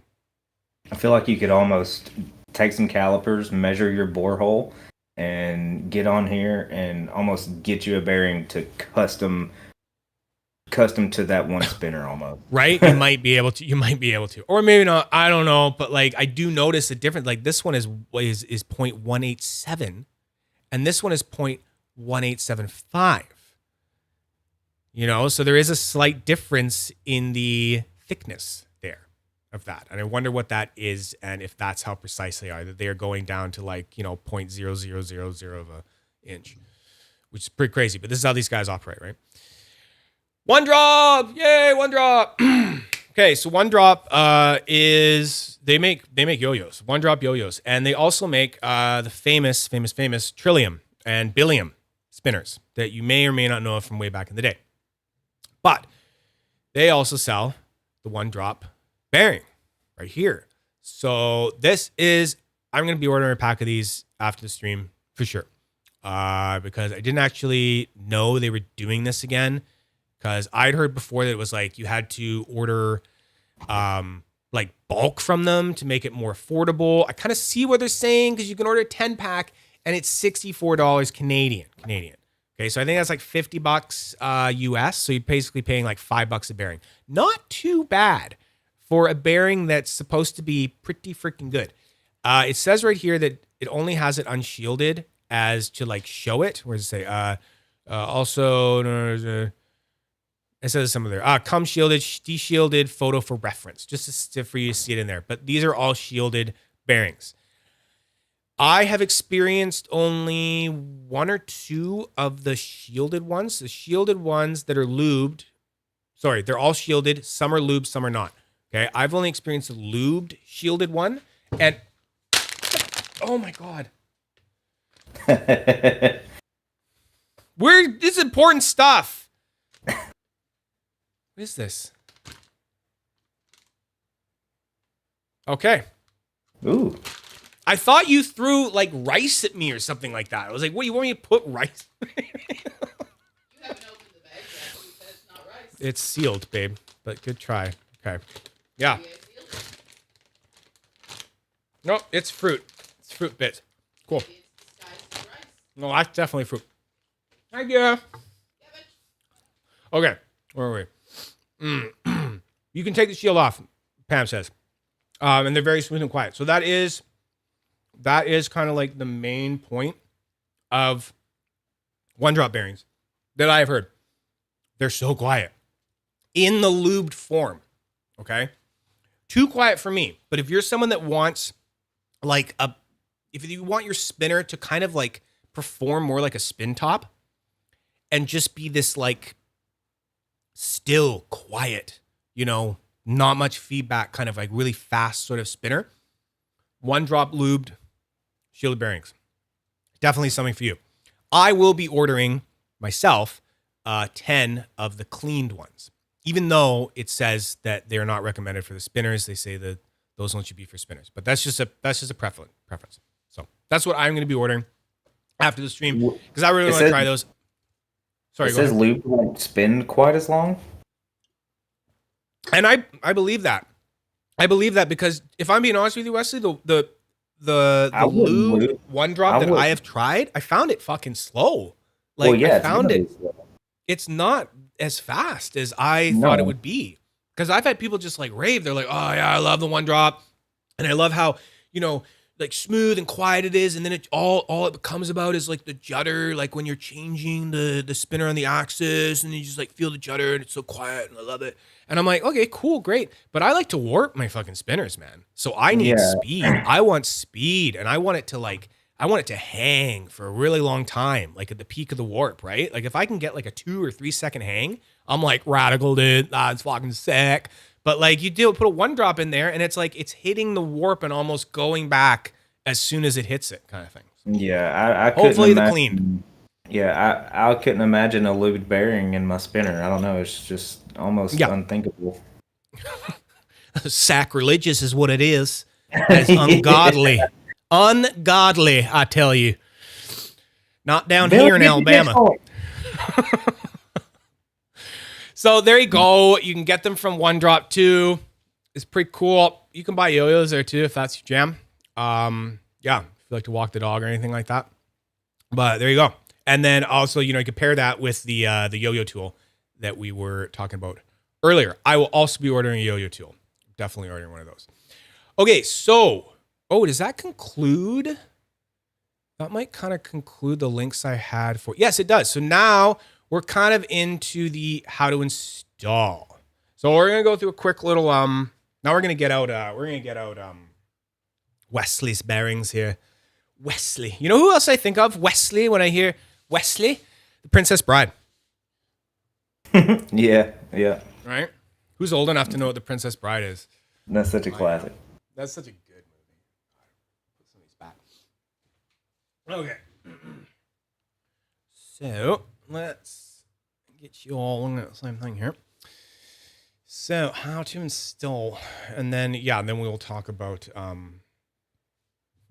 bearing tools after. So what should we do? Should we do them on yours or? I think Star Trek Next Gen. Oh yeah, there's Wesley. Wesley Crusher. He's played by Will Wheaton, and you know how Patrick Stewart would say that because you know how Patrick Stewart famously uses like all his like Shakespearean things. So instead of what, he says what, or instead of where, he says where, or you put the H before the W, so it would be Will Wheaton. That's how he would say his name. Yeah. I prefer the retention ring system. Do you? Because I don't, unless it is the bit 9, because it actually has feedback. We can get into that a bit more, but I find there's no feedback in retention ring systems because it doesn't fuse the bearing with the Loctite to the body of the bearing. That was kind of a conversation Jonas and I had about that. Let me get some other. It depends on the retention. I mean, I've got some some spinners that I really love that are retention spinners. And that's all I ever used to have until I found a whole nother world of spinners. A whole new world. I mean, it's kind of a preference thing. So it really is. I don't use them now. I never even look for a retention anymore. Retention is easy. It's easy to change, right? Like, here we go. Like, here, we're just talking about it. I will show you how quick and easy it is. Joey says, quick and easy. Yes, check this out. So, got my little key here. This is a special little key that Loudy sends you. it has different sizes for all of their bearings. So this size is a little wider, so it's for their 688 bearing. This side is a little thinner, so it's for their R188. This is, I don't know what the fuck that's for. Something. That's a little hole. I don't use that one. I don't care. So basically, it's so fast and easy. I actually just stole this bearing from some of the bearings that Wesley gave me because I had this bearing in here and I was just kind of bored with it and it was starting to make more noises. So I threw this one in. So this is like one that he made. So it's just a ring, right? It's a retention ring or retention lock ring. And it just goes over the bearing there, right? But we will have to get into the difference this makes with buttons, and that'll happen more kind of towards the end of the document. So you basically just get it into there, and Joey says no glue, and that is a plus. True. No glue, no mess, no bearing tool like this thing. So if I want to change the bearing on this thing, it's something that I can do basically. All I need is the bearing and this one tool. But if I'm changing a bearing on a press fit spinner, it just comes right out, right? Because that's all big in there. It has a lot of room for the bearing, but also for the threading of the ring, right? So I can take that out and then I can just, I don't know how I ended up with two here. Oh well, throw that one in like that. Like that. And like we are good to go. Now I would just thread this back on. Once I get it going, I like to just kind of use my finger if I can. Yeah, when I was using retention spinners, I would usually just cinch that ring up with my finger, like my fingernail, on the little notch in it, and just let it go like that. That's why the rings on your spinners you sent me, they're all fucked up on their no, that's from using the tools. That's from using the tools. So yeah, and then you're fine, you're good. There you go, and you're done, right?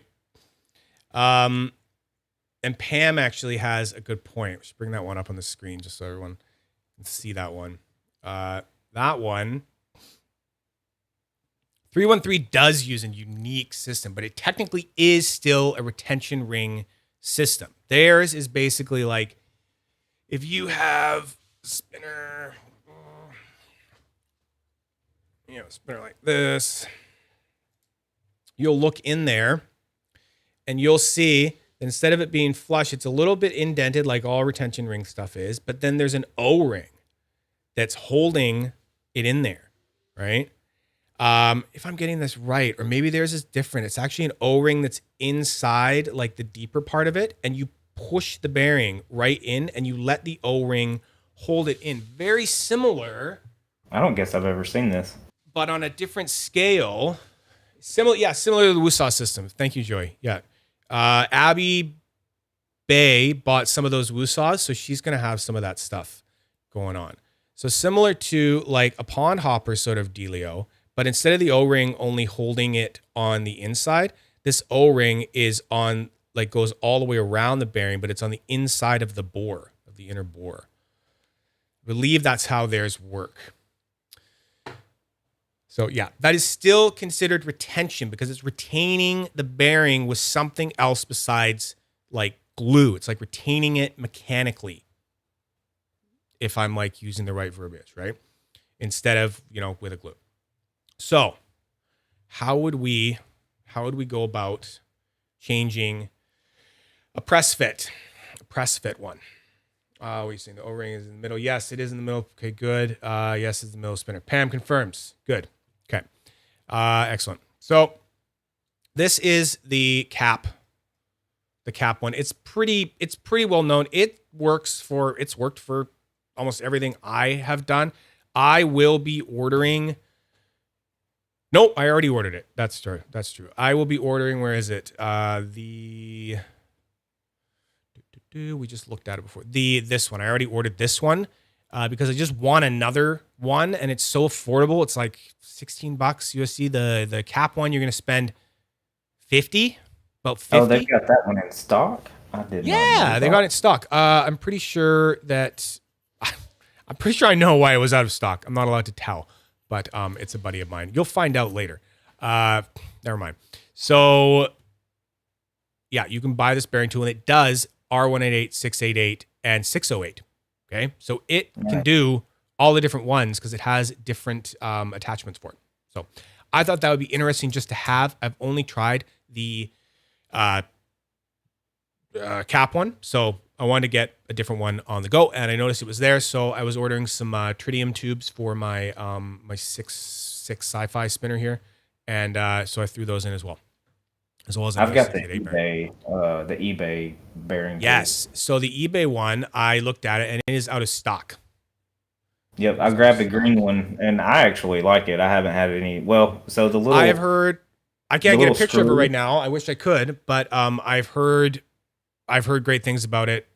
I can't even find one in like a review or something like that. I don't know, but it's usually up here, and it's a simple thing. It's $30, I believe. It's a little more expensive than the G1 one, and I've heard no problems with that one. So And that would be, at the time, that was the only one I could find. Like the cap one's out of stock, and then that G1. yeah, the cap it one's wasn't hard up there. to So- keep in stock for sure. That was the only one that was available. I did have a little trouble. The little screw that sits in on the top cap that you screw down to push the bearing out or in. Okay. That little set screw on the inside of that came loose on mine, so I had to actually like super glue it in really good. I haven't had any troubles out of it since, but And since we're talking about it right now, people in chat are talking about it, we might as well touch on it. I knew someone was going to mention it, and Joey has. So we should mention is it the Varga? Correct me. I think it's I'll find out here because I'll have to look for it. It is, so let me just go. Where was his Unquiet Hands?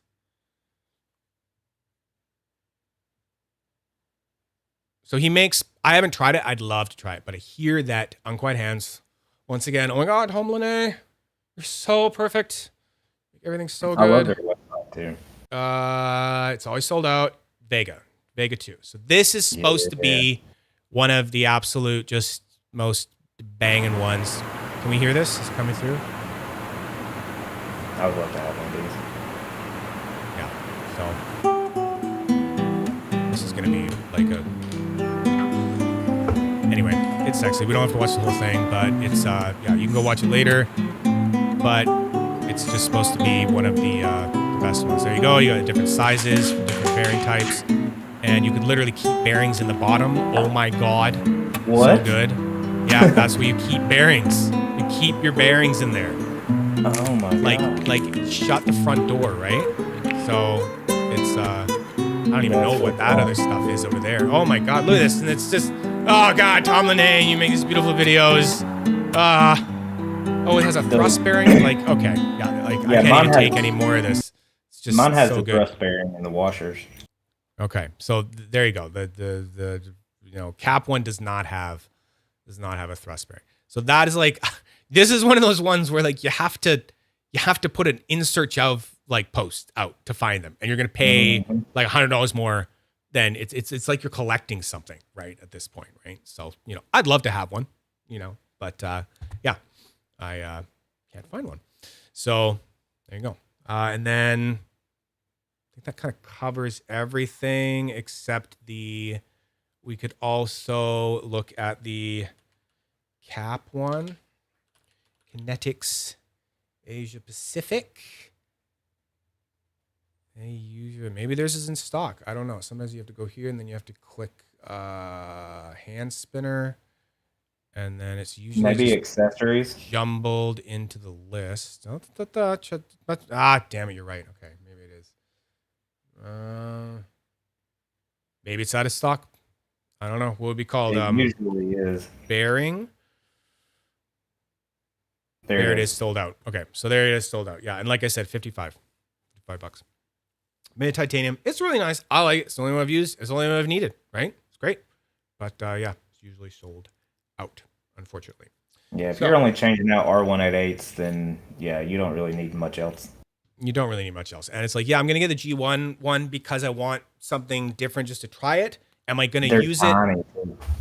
For 688, probably not, because the only 688 one I have is, this one that's a retention fit, so I don't need it. But yeah. Anyway, what it cost retail? Probably like $100 or something like that. It was more expensive for sure, but I know that I saw it coming up on the aftermarket for like $250 or something. Like I say, you're paying double for this damn thing, right?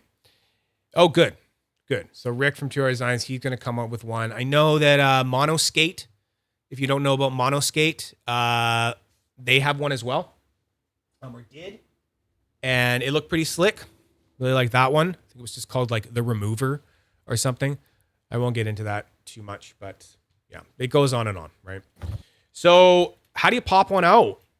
Really, if you've just used like a little bit of Loctite, like I have, I think in this one, then you're basically just looking to put your press fit R188 spinner sitting on it like that. And the idea is that you have this that will be able to push it through and you will catch your bearing in the bottom there. You need something for the bearing to push through, right? So the thing I love about the cap one, and I don't know if all the other ones do it or not, is that it's got the little indents to position it perfectly. Okay, good. They should be. So it makes it position it perfectly where you need it perfectly centered on the hole like that. So then we would go. And if it is just a little Loctite and it's all good, then it should just, with a little bit of tension, see, that was like, that could have just been like held there by nice tension. I've gotten to the point where I use such a little bit of Loctite. You don't need a lot. I have had to take bearings out that I've gotten like on the second hand that you're just like, what the heck? I'm getting the heat gun out. I'm like, all right, that's it. Let's get you heated up and get you out, right? And it's you could just be reaming on this. And you're like, oh God, I'm gonna break it. No. And then you heat it up, or you do like what Bunny was saying, where I would like sometimes I've soaked it in a little bit of alcohol for a little bit, or even warm water, like hot water. If you don't have a hair dryer, you don't have a heat gun, you can literally just take the whole spinner and put it in a cup of like really hot water. And that will sometimes heat up the glue enough as well to crack it. And then you'll go and you'll put it back in and you'll be feeling like, oh, it's tight, but you'll give it like one extra little turn and it'll like pop and crack that seal. You'll feel it and then you're good to go. So it's out. Good.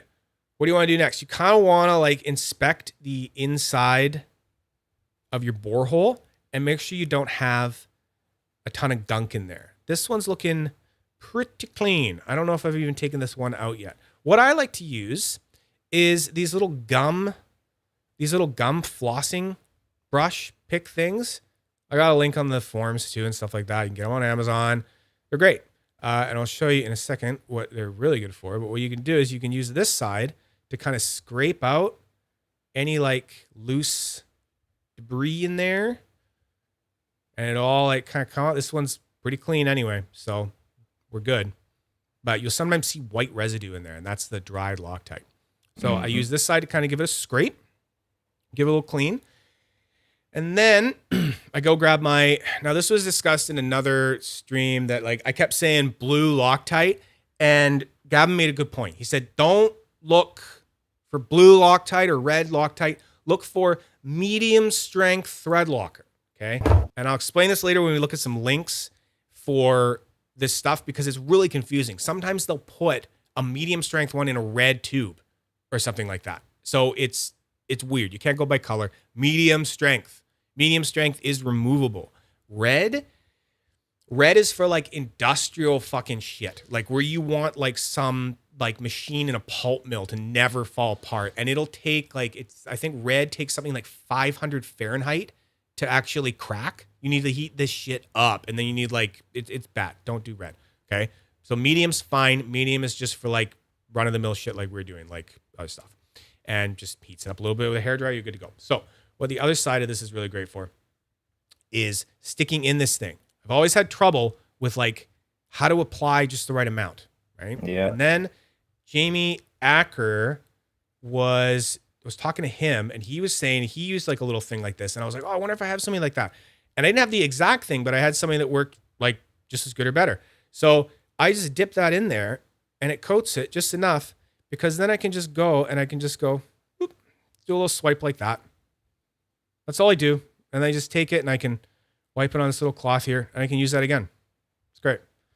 And then you take that there. Flip it. Flip it. Flip your bottom What do you mean? piece. Flip my bottom like this. No, on the tool. Oh. You don't flip yours upside down? No, why? Oh, it don't have that the better? thing. Oh, it's different. Yours is different. Never Oh, it mind. doesn't work. No, you can't flip it on this one. Yeah. So the G1 one or the eBay one, you flip that piece and it's flat. That way you can press the bearing down flat.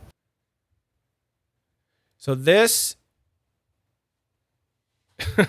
this borehole is especially a slip fit. So I didn't even use the tool to press that down in there. I just kind of got it in there and it went right in. So that'll happen sometimes. That's fine. That's like easier for you. So you want to use the other side of it because the other side is wider. So that way you're going to be able to make sure that it is perfectly flat in there and not sticking out on either side, right? And then what I would do, that's why I always have this down here. I go and I just kind of give each side a little wipe. Ow, what the hell?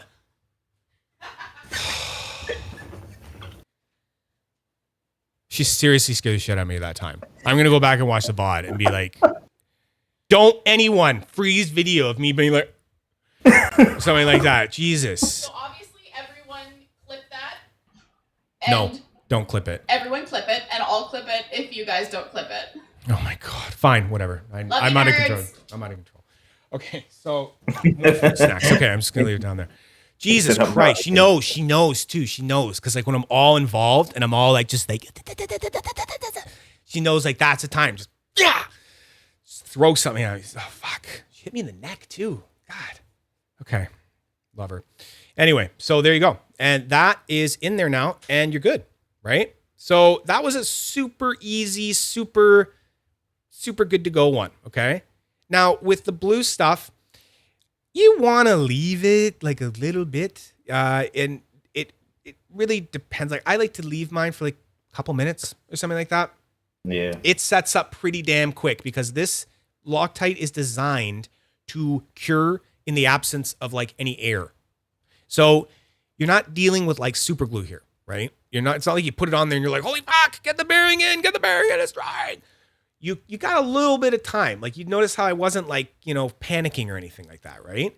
And it's good now, right? It's fine. It's good. And you'll know if you've messed up if you go to then kind of rip it and all of a sudden you hear scraping because what's happened is it hasn't held and your bearing has fallen out and one side of your button is pressing all the way up against the body of the spinner, right? Yep. So, yeah. Yep. Any questions here? I'll be at my new screensaver sec. Thank you, Pam. Thank you. It's great. How about this? If anyone gets a good photo of it, I will put it into the please stand by photo thing. Okay. And then that'll just be like a photo that comes up randomly in the please stand by. Okay, cool. If anyone can find it, I'm not looking for it. I don't care. Hey, Osmond, how you doing? You are late to the party. Yeah, we're just changing spare stuff. VOD for you, dude. We've been through a lot already. A lot. Who said they use a needle? Here's a flat needle that use on leather to apply my glue. Ooh. Oh, the leather one's like I thought maybe I had the exact kind of needle that you're talking about. I have an what do they call it? An AWL, because I have some leather stuff up there that I used to do. So kind of made me go, ooh, leathering things and stuff like that. So anyway, let's look at them. I don't know, Wesley, if we're gonna have time to like put them all in, but I want you to talk about them. Oh yeah. I have only.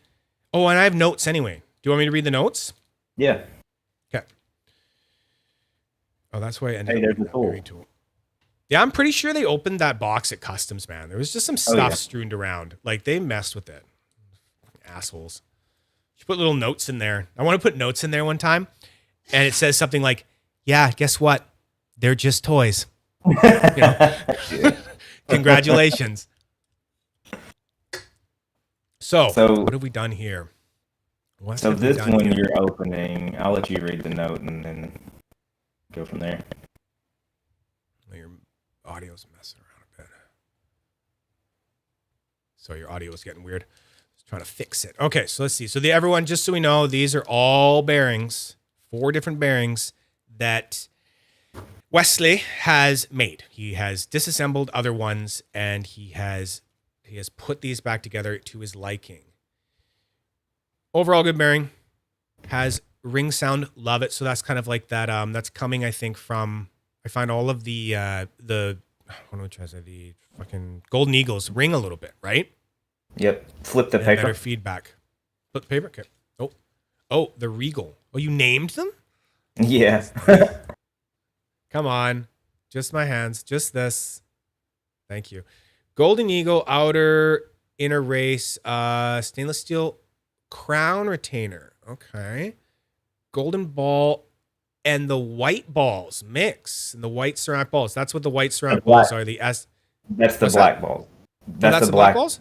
Okay, Yeah, the sorry. white Oh, ones right. don't We do went that. over that. They're the Z ones. Okay. So it's the golden balls from the Golden Eagle, and then it's the black ceramic balls mix. I've tested for 2 months. Ooh, okay. And then that. So I'll get that right on the next one. I'll try to do the title first. Okay, so look at that. So it's a Golden Eagle with that in there. And you can flip it and That- see the stainless steel retainer. Because they normally have the gold plated ones, but they were peeling and flaking so bad when I was working no with them. way. So holy crap. Yep. So it's the same, like you said, the same inner and outer race. Mm-hmm. Just so everyone knows, I'm going to get a little pointy thing because we should talk about, the anatomy of a bearing. So outer race. This is your outer race, okay? And then this is the inner race here, what the button is mainly going into. And then you have your retainer, what holds the balls in between the 2 races. And then you have your ball bearings, okay? So that's what we're talking about when we're talking about all this stuff. Very cool. I kind of want to put it in this one because I have a Golden Eagle in this one. And this one worked so well with changing bearings. I didn't have to use any glue. True press fit. We'll have to talk about that a little bit later. I've got a note about that.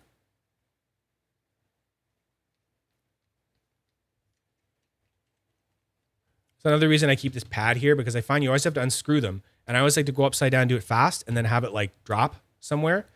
Don't ask me how many times it's like dropped between my legs and like then gone under the table or something. It's annoying. All right, let's put this in. Because I was just spinning that other one in there, so I kind of have an idea of what that's like. So what would this Later. do? Quiet it down? Later on, you'll have to try that in like maybe a copper or something a little heavier. Yeah. Because it's got a... It sounds good in a resin, I'm sure. It's going to be loud. Yeah, it's not. Maybe, I don't know. It's not going to hold quite right here right now. So maybe, yeah, you know what? Screw it. We're going to put it, it's so easy to pop it into something else. Let's pop it into the, Yeah, this is the main one I wanted you to check out anyway. Oh, really? Okay, good. Yeah, so. The other ones we won't mess with. And do you think I should put it in the Goldie right now? Yeah. Okay. Yeah. Do it. All right. All right.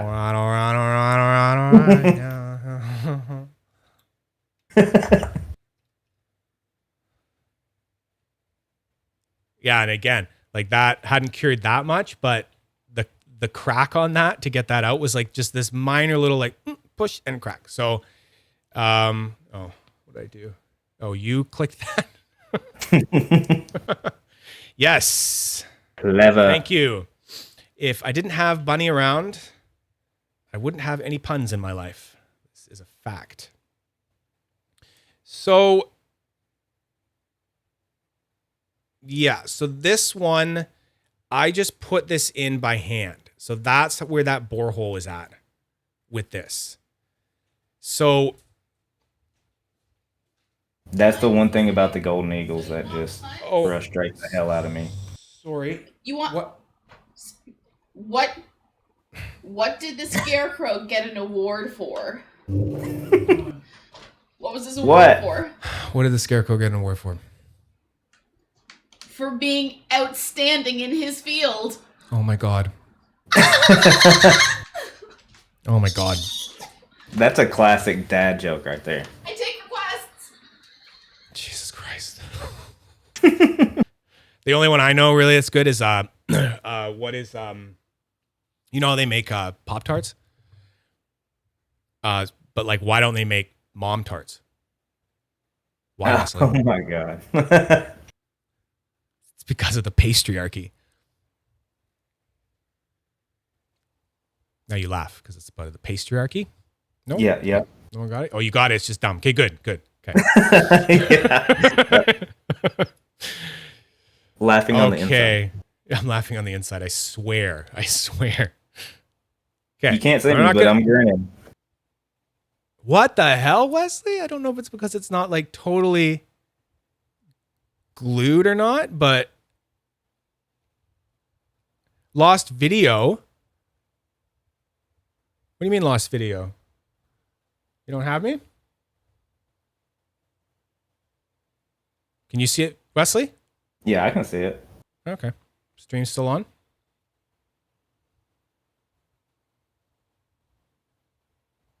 Says this.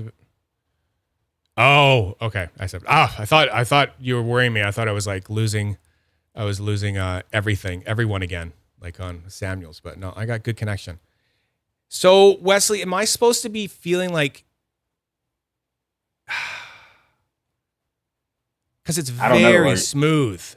Is it? Okay. Well, then I tested it in a stainless steel one. So maybe the heavier, the more tamer. It's like, how do I describe it? It's like, because maybe I need to like, maybe we should put some Loctite in there. And it's like, you know what I mean? When it's like, I'm hesitant. Like, we should show everyone. We should show everyone the Golden Eagles and how they can be a little bit finicky with their Loctite. Yeah. So what I you wanna see have how to you do it. Yeah, so basically all I do is just leave it longer. So see how Golden Eagles, they're not flat, right? You do not have a lot of contact for that bearing to actually grab on, kind of thing. So the best thing that I have, found out that I can do is just basically like use a little extra and let it sit for a little bit longer before you do it.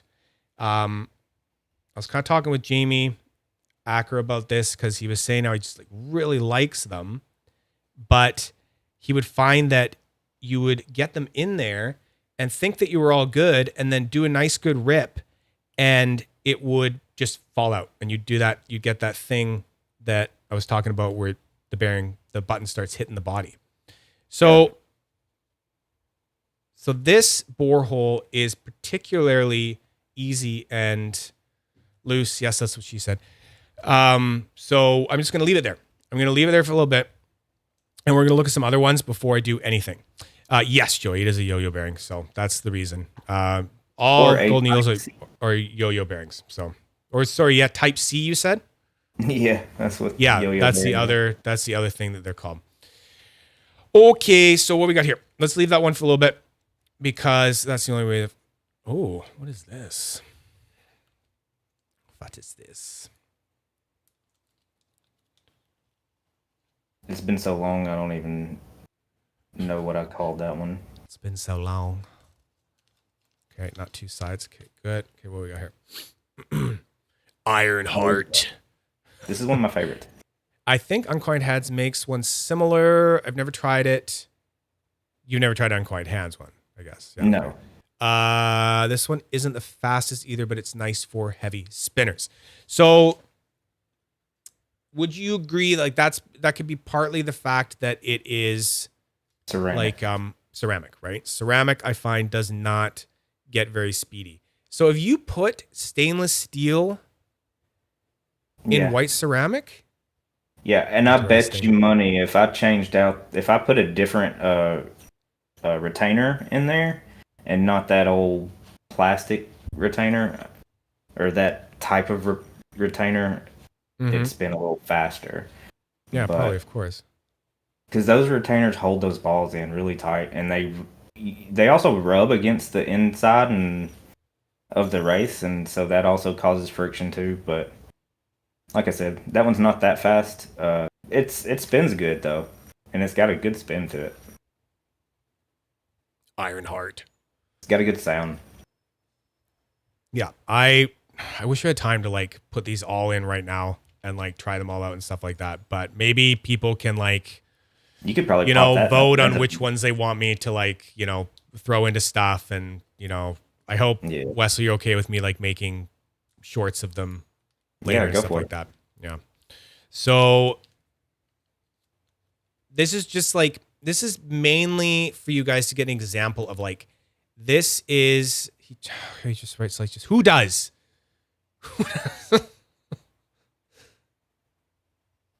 In all caps. Are you? Oh, is she doing it? She's doing it, isn't she? That was me damn doing it. that.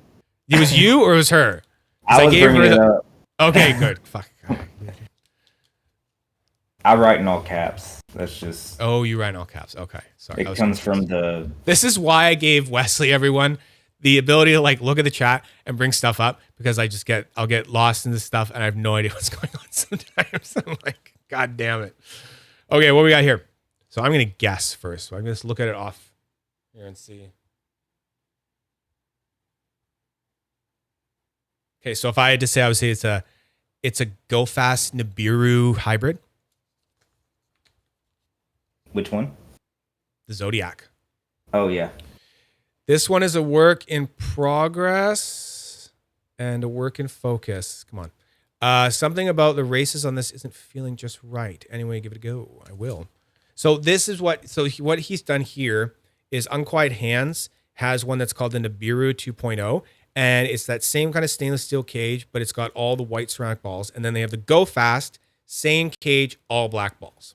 Okay. So Wesley has gone and hybrided that. He's got their little baby, the little Go Fast and Nibiru. They got married and have a baby or whatever. So I honestly did not know that you could just pull this shit off like at home. Like, of course I knew it could happen, but I've talked to Wesley about this before and how I was just like, man, I don't know. Like, I know like the idea of like just, you know, zoning in on something and, you know, messing with stuff and having like, you know, that like calm that comes over an introverted mind when you're like just super focused on something. But when it gets down to like that, oh, like just the tiny little fucking balls and like, oh, where did that ball go? And damn it. And like, man, I don't know. I think it might be too small for me. It's like I was talking before. I've got a story though behind why I did it the very first time. And I'll tell that here in a minute after you look at that one. Okay. So yeah, it kind of resembles a kind of thing with me. Like, I don't know if you've seen that guy that like carves like the face of Jesus on like a piece of rice under a microscope. It makes me think of that stuff. And it makes me want to run. Like, I'm just like, oh God, it's so like, oh, it's so tiddly. My hands would shake. I could not do it. So this just looks like a Nibiru. Yep. Same as Unquiet Hands Nibiru 2.0. I made a few of these. Just mine has a diff sound. See for yourself. This isn't the fastest, by the way. Okay, so what's the difference? So I think it's the balls. You can get different grade ceramic balls. I didn't know this, but if you actually look at the ceramic balls, the ones that are true ceramic are almost translucent to a degree. Oh. The solid, really white balls are more Gotcha. on the polymer side. I feel like the solid white ones are ones that would be in the operator. Yeah. Do you know what I mean? I think like it's hard to they're all see those balls. Yeah, but they're all the same, really, but there is a difference. That one has a really unique sound to it, though. Like it's it's different. It's smooth, but it's different. Okay. I feel like we need to like do a part 2 to this at some point. I'm going to, if I had had more time, I would have gotten these into more spinners kind of thing and got it all going. But I feel we'll do that later as a recap, and I'll get these into spinners and try some stuff out because it just is so fiddly. It takes so much time just sitting here to like, try that one. Right. So, yeah. Well, let me tell you how I got into this. Okay, So go. I'm at this I live in this like Tri-Cities area. Well, they have this music festival every year, and we're at this music festival. I'm sitting down with family, and we're listening to a live band. Well, it starts to sprinkle a little bit, and I've got my spinner in my hand, and I had just a regular stainless. It wasn't caged. It had the ribbon retainer. And I'm sitting there just kind of, nonchalantly, not thinking about it, and I'm, spinning it and catching it. And then it starts to rain a little heavier. Well, apparently, I guess a drop of water got in it, and I was like, oh, well, I blew it out just, like, blowing it out. And, and then I'm sitting there, I'm spinning, and all of a sudden it just stops. Like, completely stops. So I'm sitting there and I'm fidgetless. I have nothing, and I'm like freaking out. So I'm just a man. Yeah, exactly. So I get home, and it turns out one of the balls had rusted because it didn't. And it was like probably older bearing. I've had it in this spinner for a long time, so it had probably already started, and once it got wet, I think it just, when rust gets wet, it gets like I don't know, it's a little bit more rough and prominent. Anyway, well, it gets spans, right? Like rust grows, it's like grows on the outside of, so it almost swells a little bit. So anyway, that's what made it stop, and I broke it apart, and I actually had some other bearings that were no good, and I just broke out a napkin, got on a table, I got my tweezers, some other little tools, and just went to work and put it back together, because at this time I didn't have a lot of options for bearings. This is when I was fairly, new into the bearings, so that's kind of just what started it. So isn't it funny? That's always how something started. Like, I started collecting fidgets because I was like I was like playing with my mustache while I was driving. And I was like, this is stupid. And I got on Amazon and bought like some stupid little one. And then I found Magnus's site, and I was like, what the fuck is this? What the fuck is this shit? And then it's gone, right? So this is, before we move on to some other stuff, this has settled, and I'm just going to, you won't be able to hear it, but I'm going to let the chat hear what this sounds like. The ringing is there now that it has sealed up, but it's like fuck, Wesley. It's like, it's like a golden eagle, but it's like subtler. Mm-hmm. Here, I'll let chat listen to it. It's so subtle though, so it's like,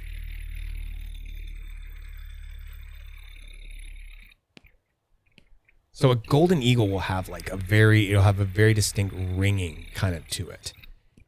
But here, this one has a golden eagle in it. Check this out. I've made like 6 of those bearings so far. You really like it, eh?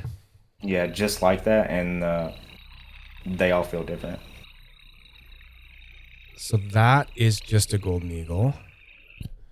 And the other edamame, this is just a golden eagle.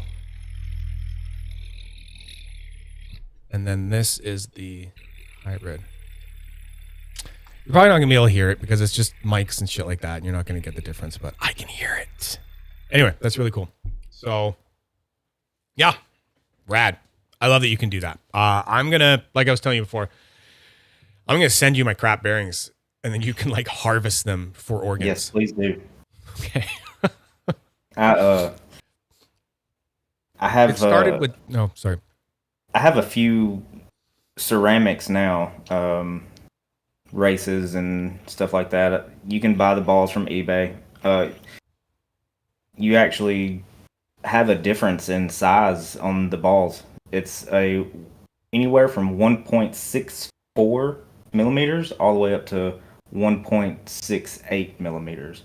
That's how much Jesus. the balls vary and differentiate between each other. So you could have God. one bearing with one size and then think you're going to swap these balls out like me, and Oh, it ends up being way too tight. It's because the yeah. balls are big and Yeah. they're the same size. I So experienced that with mechanical fidgets, like Metal Toys DZ stuff, like doing the bubble, and like you get these balls and they give them to you and you think they're all the same, but then you're like, wait, I put these balls in it and I can barely move it. Like Yep. they're too big in there. And then you're like, oh my God, no, this is like literally just a little bit different. Okay. I've made a tutorial video on how to make the bearings. I have not shown it to anybody but one person. So Yeah. there is one person out there that does know how to make them. And Tom Linné does too, because he's perfect. So yeah, so this my way of doing it is very unconventional, but there is a video. It's just private, and I might release it one day because I mean, Okay. I don't know. I don't know how these bearings are going to turn out. If it's going to turn out to where somebody wants custom bearings, you know. I mean, I doubt many people are going to want to fidget with this themselves, but you know, I'm happy to do customs. Well, I think I'm going to keep this one in this. I like this. Yeah, go for it. All right, we should probably get back to doing this stuff because we still got a little bit that I wanted to get through. So where were we? Right, we were there. Okay, here. So this is what we're talking about, thread lock. I just picked this from here, but you know, if you get on Amazon, you'll notice like, you know, there's Loctite. Loctite's like a very well-known sort of brand. And look, it's blue. It's blue and it's Loctite. Good. That means good stuff. But, you know, there are other ones on there where you can get something that is, you know, looks red. You get 2 packs. Like, here's one. Where is it here? Yeah. So this is Thread Locker, medium strength in a red bottle. So that's why Gavin kind of came up with that really good line, just being like, don't do it by color. Do it by its strength. There is also this kind of Loctite. So this is available only from Unquiet Hands that I've known of. And it is supposed to be, it's green Loctite. And it's a little gooier. And it, you know, same kind of thing. It only dries in the absence of air. So you have more working time, but it kind of sets up a little bit quicker.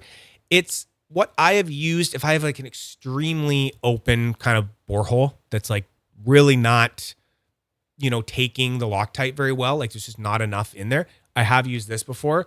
I do have a bottle and yeah, I rarely use it, but it is there. It's cheap and you can get it from Unquiet Hands and it is one to use. Yeah. And then here they are. These are the, you know, tools I was talking about. Gum, soft picks, love them. Just, that's what I use now. Just have these and you just keep reusing them. It's not like you use it once and it's done. It's great. Cheap. There you go. What are we on to now? We were looking at a bearing tool, I think there. Let's see what we got. Adhesives, green Loctite application tool. So yeah, when is it time to change, Wesley?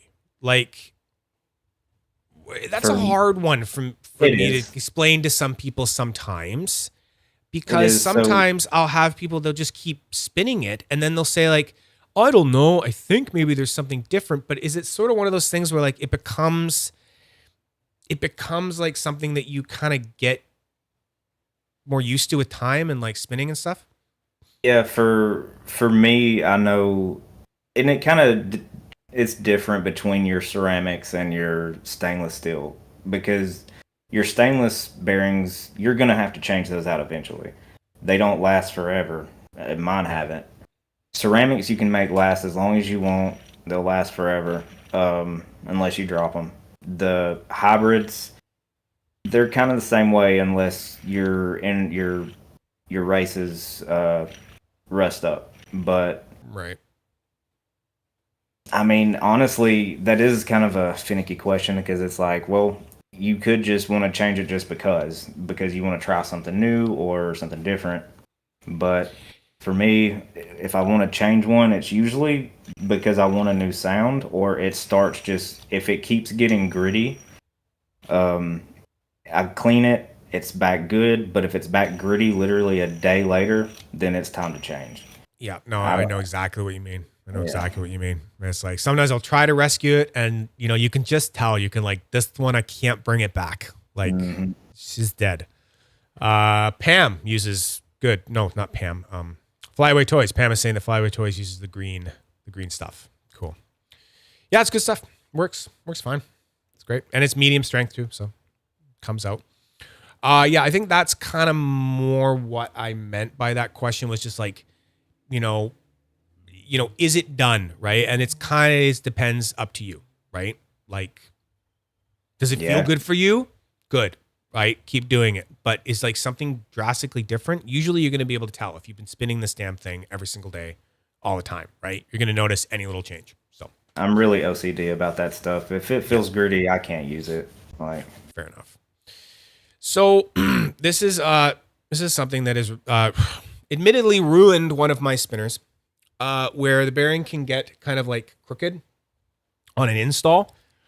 And this is something that you kind of, the only way I've really figured out how to sort of pay attention to it is I need like, this one has it out. Okay, cool. So if you're putting a bearing in, and I'm using this Golden Eagle because Golden Eagles are especially notorious. This is the one that ruined like a copper spinner that I have. You see these sharp edges? If you don't have a Golden Eagle, like go in perfectly straight into something and it goes at a little bit of an angle, even just the littlest bit, and you think it's still going in there, its edge can literally like cut soft copper. Like I ruined a copper collision from Cap by doing this and thinking that it was still just going out. I was like, no, I think it's going, it's just tight. And then I got it all the way in and looked and it was like, no, it's crooked. And I pushed it out the other way and it had literally sheared off like a bit of the copper and it put the damn thing out of balance. Wow. Michael Coco fixed it. I sent it to him as a gift because I was like, here you go, do you like fix stuff? He fixed it in no time. So I don't know what he did, but it was his then at that point. So he knows how to do that stuff. But that is something you have to be really careful of, especially with these. With other ones like, that are just have the stainless steel, outer races and stuff, I tend to find that not gonna cut it, but you have to really pay attention to how you are setting it. And there's a certain one trick that I've come up with is that if you want to like kind of set it in a little bit, you take this tool before you put it on the damn thing and you can put it through and you can just kind of set the bearing on there. So now you have that perfectly straight because it's sitting on that plunger that's perfectly straight. And then you can kind of push it in there a bit and then get that out. This is really tight, so usually it would just drop out. And then that will just be sitting there how you left it if it was a different thing. So that's what I'll kind of do sometimes. I'll push that up, let it sit on there, pull it through, and then pull that out, and then go and like gently take that and go and get it and put it down on top of that, and I can keep it like all straight or a little straighter, right? That's one little thing. But you got to make sure that when you have it on there, it's looking pretty straight, right? That's going to be straight enough. But if it's like a little bit like that, don't do it yet, right? Yeah, Make sure you get it. Make sure you get it because it'll jam. And you'll know after you've done enough bearing changes, you'll be like, you're pushing it, it'll go in at first a little bit good. And then you'll go, something feels kind of tight here. Just stop, take it out, and then flip it around the other way and push it back out and then try again. I wanted to touch on that because I've had some people ask me like, what's going on with this? It seems like it's really tight or something. And so that ended up getting onto the list. So this is another one. The borehole too tight or constricting spin. And this kind of leads into something that's kind of important. Talking about slip fit versus press fit.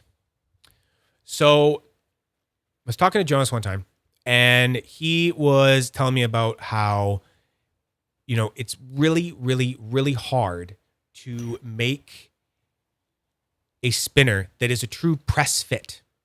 But you will see so many like websites and all their spinners say, oh, it's a press fit spinner, it's a press fit spinner. Unquiet Hands is the only one that mentions press slip fit, because he understands that to get something that's a true press fit means that you don't need Loctite. It's like a retention fit, but like a mechanical press fit retention. Like it's, to get something like that works, you need such precision, right? And sometimes you get lucky. Like I have my Naboo, my tungsten Naboo up there. For some reason, don't have to use glue with that thing. It's like perfect. It just pushes out. You get another bearing, you push it right back in. Lovely. I love that. It's great. But it is also, it's riding the line of just being something that's like ruined, really. Because I've had friends, Michael Coco is one of them. He got a tungsten Naboo. His was so fucking tight that he went and took his Fushi bearing out of there, tried to put something else in, and you go to spin it, and it looks like this thing's gone in, but you go to spin it, and it's just not working. You go spin, it just spin, done. And he's like, it's a fresh bearing. You could take that bearing out, put it in another spinner, and it would work just fine. So I had this happen with my brass pillar, back when I had a brass pillar. And I got on the horn with Jamie Acker and was like, yeah, I haven't been using my brass pillar very much because I don't know what to tell you. It's just like, and I was like, check this out. And I showed him a video. I was spraying it with air while the bearing was in the spinner, and then took that same one out. And I was like, now look, spray with air, spins more, took it, put another one. And he was like, yeah, that looks to me like that's like literally just, it's a borehole. It's just a little bit too tight. So it goes and it squeezes on those outer races too much, if you can believe it or not, just enough that it's, all those tolerances in there are so tight with those balls that it's just constricting the balls a little bit too much. And you end up literally like the bearing won't work, right? So it's like I'm mentioning this and it's like, can you fix it? It's like, yes, no. I have heard of Gavin fixing it by taking a spinner that had it. I think it was a tungsten dune that had a really tight one. And usually when you stonewash a spinner, you will put like a sacrificial bearing in the hole because you don't want the stone washing to go on the inside of the borehole because it could affect the, size of it. But in this case, Gavin said, sorry? It opens it up a little more. Yeah, exactly. It's gonna scrape it. It's gonna open up a little bit more.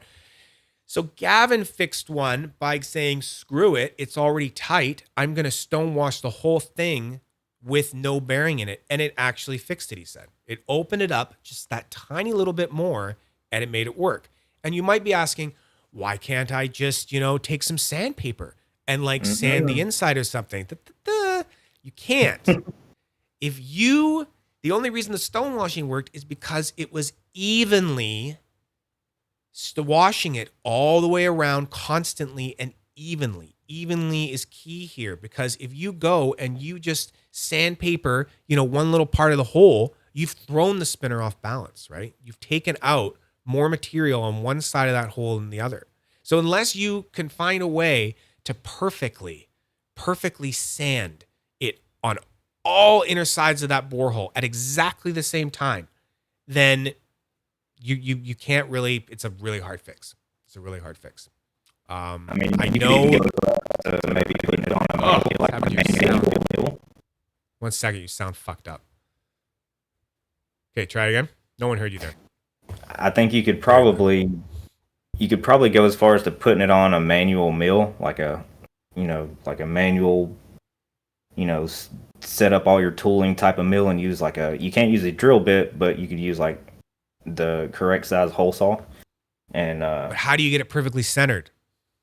Right? That's where your skill set on a mill comes in. There you go. There are right? you can set the centering on it. Yeah. And that's why, like, when you have one of these things getting made on a CNC machine, you got it, you get it right the first time, because the computer, it's all in the computer CAD program. It's like, that's where that hole goes. It's in the perfect center, and the machine drills it and it gets it right in the center. But even going and taking a spinner and then saying, oh, I want to set it back up in the machine, right? It's like, it's hard, right? You can't, like, you're then telling it, it's like, oh, well, where do I set it up in the machine to get it back to that perfect center? It's a bit of a problem, and it's happened before. And this is why I kind of vouch for like people not trying to make press fit spinners, because you're going to end up with a spinner that, you know, maybe it's press fit for that one bearing that you put into it when you shipped it, but then you're going to take it out and it probably isn't going to work with other bearings. You know, there's slight differences in the material, right? Like I was saying earlier, how a ceramic bearing usually is tighter in stuff. So I could probably take this ceramic bearing, you know, and pull out this bearing and put it in this Goldie because it has a bit of a bigger bore. And maybe this would just fit by in there. It would be a slip fit for this spinner with this bearing in there, right? Maybe that would work. I don't know, right? Because those ones are a little bit bigger and this one seems a little bit loose. But I think that they should all just be slip fit. And slip fit just means that you need Loctite to hold it in. It's not the exact diameter.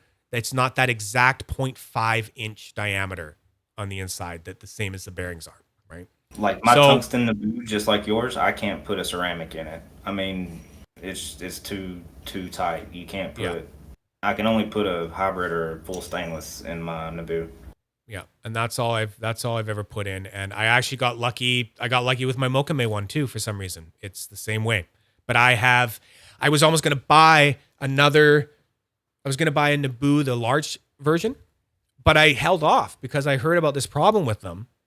And I was like, man, I don't want to buy a $400, you know, Naboo XL and then have that problem and then have to like unload it again or something like that. So I held off. So that is something that needs to be talked about. And I want it to be out on the interwebs that that is the thing that happens. And it's kind of unfortunate. It's kind of a weird fix, but those are the fixes that I have heard of. Unfortunately, they're not always ones that we can all do at home, but they do, you know, sort of exist. So, okay. Yay. So, well, we already talked about that, so we skipped ahead a little bit, but so here we go. So this is important, and we're getting down to more of the end here. But button shimming. Okay. People are always asking me about button shims because, you know, they want to use buttons that don't, you know, clear the spinner. You know, you want to swap buttons, right? Swapping buttons is fun. It's good, right? I do it all the time. I've got lots of stuff, right? But where the fuck do you get the shims, right? Some people think they're washers. They're not washers. I have been to stores trying to find these damn things, and they don't exist. They don't exist. Don't even try. Okay. The closest thing they'd be called is a ring shim. Okay. So my best source for them that I've ever found here's a couple of them. It is Kinetics Asia Pacific. I'll show you. So these are some of the ones that you get from Kinetics Asia Pacific. The measurement to really pay attention to is the inner diameter inside here. Whoop. This is a 1/4 inch again, right? Because it has to fit the inner part of the button, be the same as the inner diameter of the bearing. The outer diameter, however, that's the tricky one. You can go to a store and you can find washers with, you know, 1/4 inch in the inside. You will never find one that only has 3/8 of an inch as the outer diameter. It just doesn't exist. Okay. And that's the kicker, because you need something. I'm going to bearing here. You need something that sits on the bearing, but only on the inner race. It can't touch the outer race or it'll kink up the bearing. So it can only sit on the inner race, but then also be the same inner diameter as the bearing. So that's a kicker. Okay. So 1/4 inch on the inside, 3/8 on the outside. So Heisha Shang is the mod, or I don't know if she's like the owner or something. I don't know what her place is, but she does a lot of the orders and stuff like that. at Kinetics Asia Pacific. And you can get them from. You're not going to get on the website, though.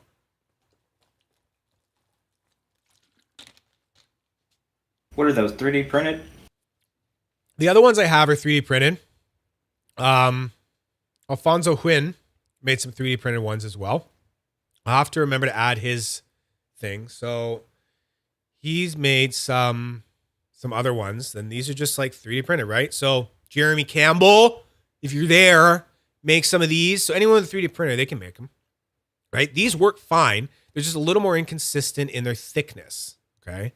So a lot of time you want 1 mil. You want 1 mil thickness, but that can vary. That's why I haven't really mentioned that measurement yet. It's really about the inner diameter, the outer diameter, and then thickness can vary depending on how high you want to shim up your button. I should probably get a button that is equipped for shimming. There we are.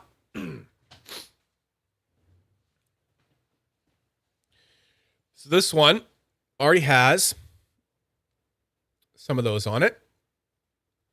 This is the old Dune buttons. So this is how they would look on your spinner there. They would sit there, but they have to still leave enough that they will lock into the bearing. If they're too thick, you've got to still have this little bit here sticking out. So these are 1 mil. I wouldn't really go more than 1 mil. I've seen 2 mil ones. Seems ridiculous to me. Just get different buttons. It's going to be so high, right? 1 mil's fine. I'd want half mils kicking around, but I don't have them. And I'll get to that because one of the sources happens to be a place that will only ship to the United States. So someone wants to be nice to me and, get some for me and ship them to me. That'd be great. Okay, where were we? So let's talk about, so that's how they go on there. And then we'll have to talk about grub screws, but let's talk about sources for these things first. So one of them is Hei Shishang. You can go to her Facebook group. Did I leave her link in there? I think I did.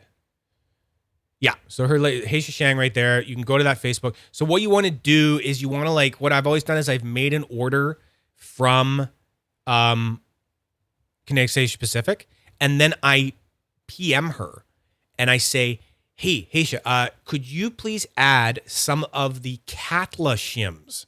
So those shims that they were made specifically for the Catla spinner that Auto Designs did with them as like that collab. So that little piece, every Catla only gets one of them. And what it basically does is a double bearing retainer system. No, not retainer. No, it is retainer. Yeah, it's retention in there. So it's a double bearing system in there, right? And basically that little piece just sits between the bearings. It's like a little sandwich. It gets sandwiched between the two bearings. And you have to get it so finicky. You have to get it like just right, sitting on just the inner races. And if it comes off a little bit, it's horrible. It's like so hard to get it like just right. But it works, sort of.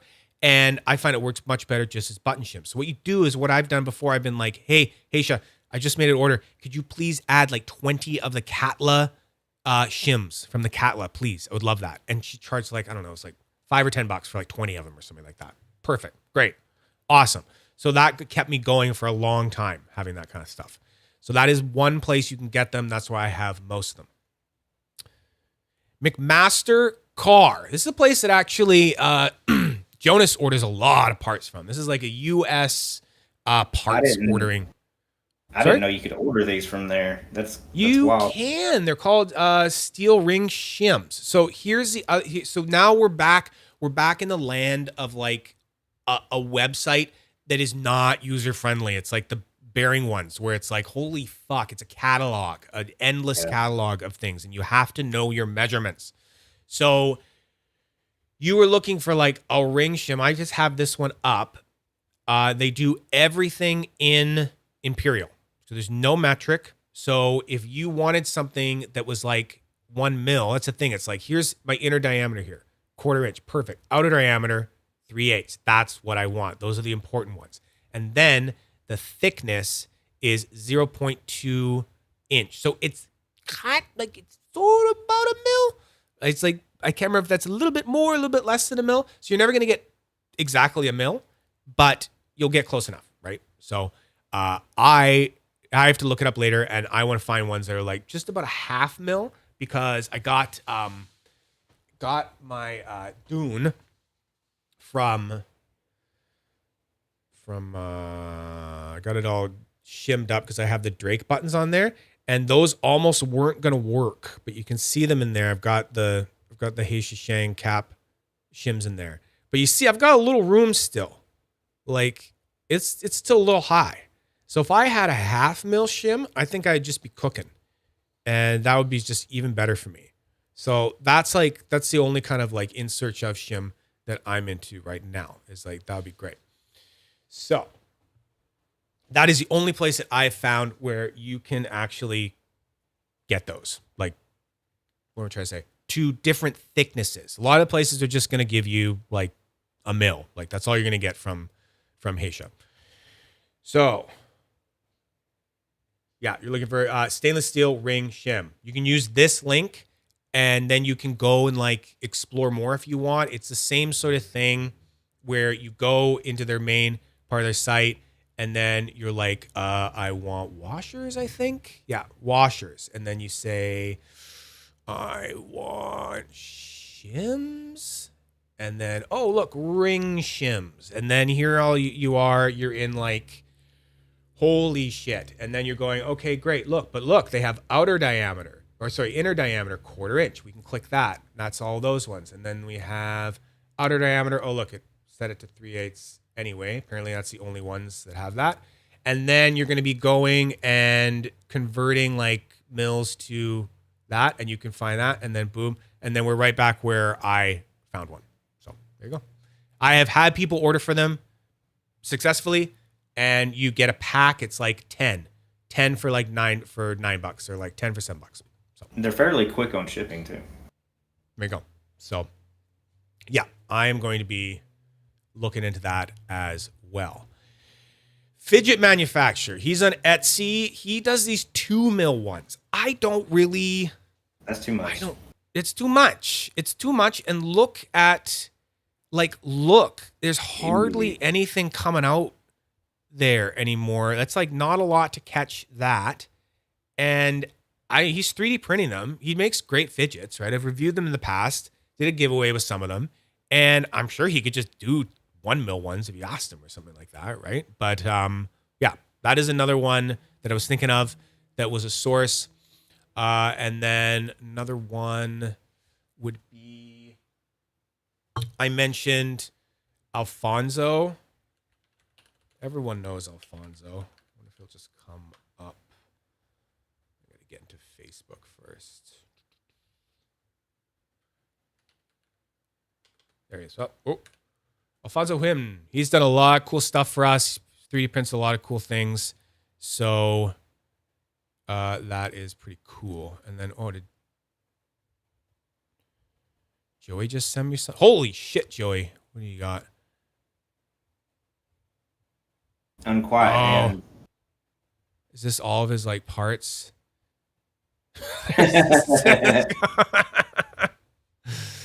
Oh, wow.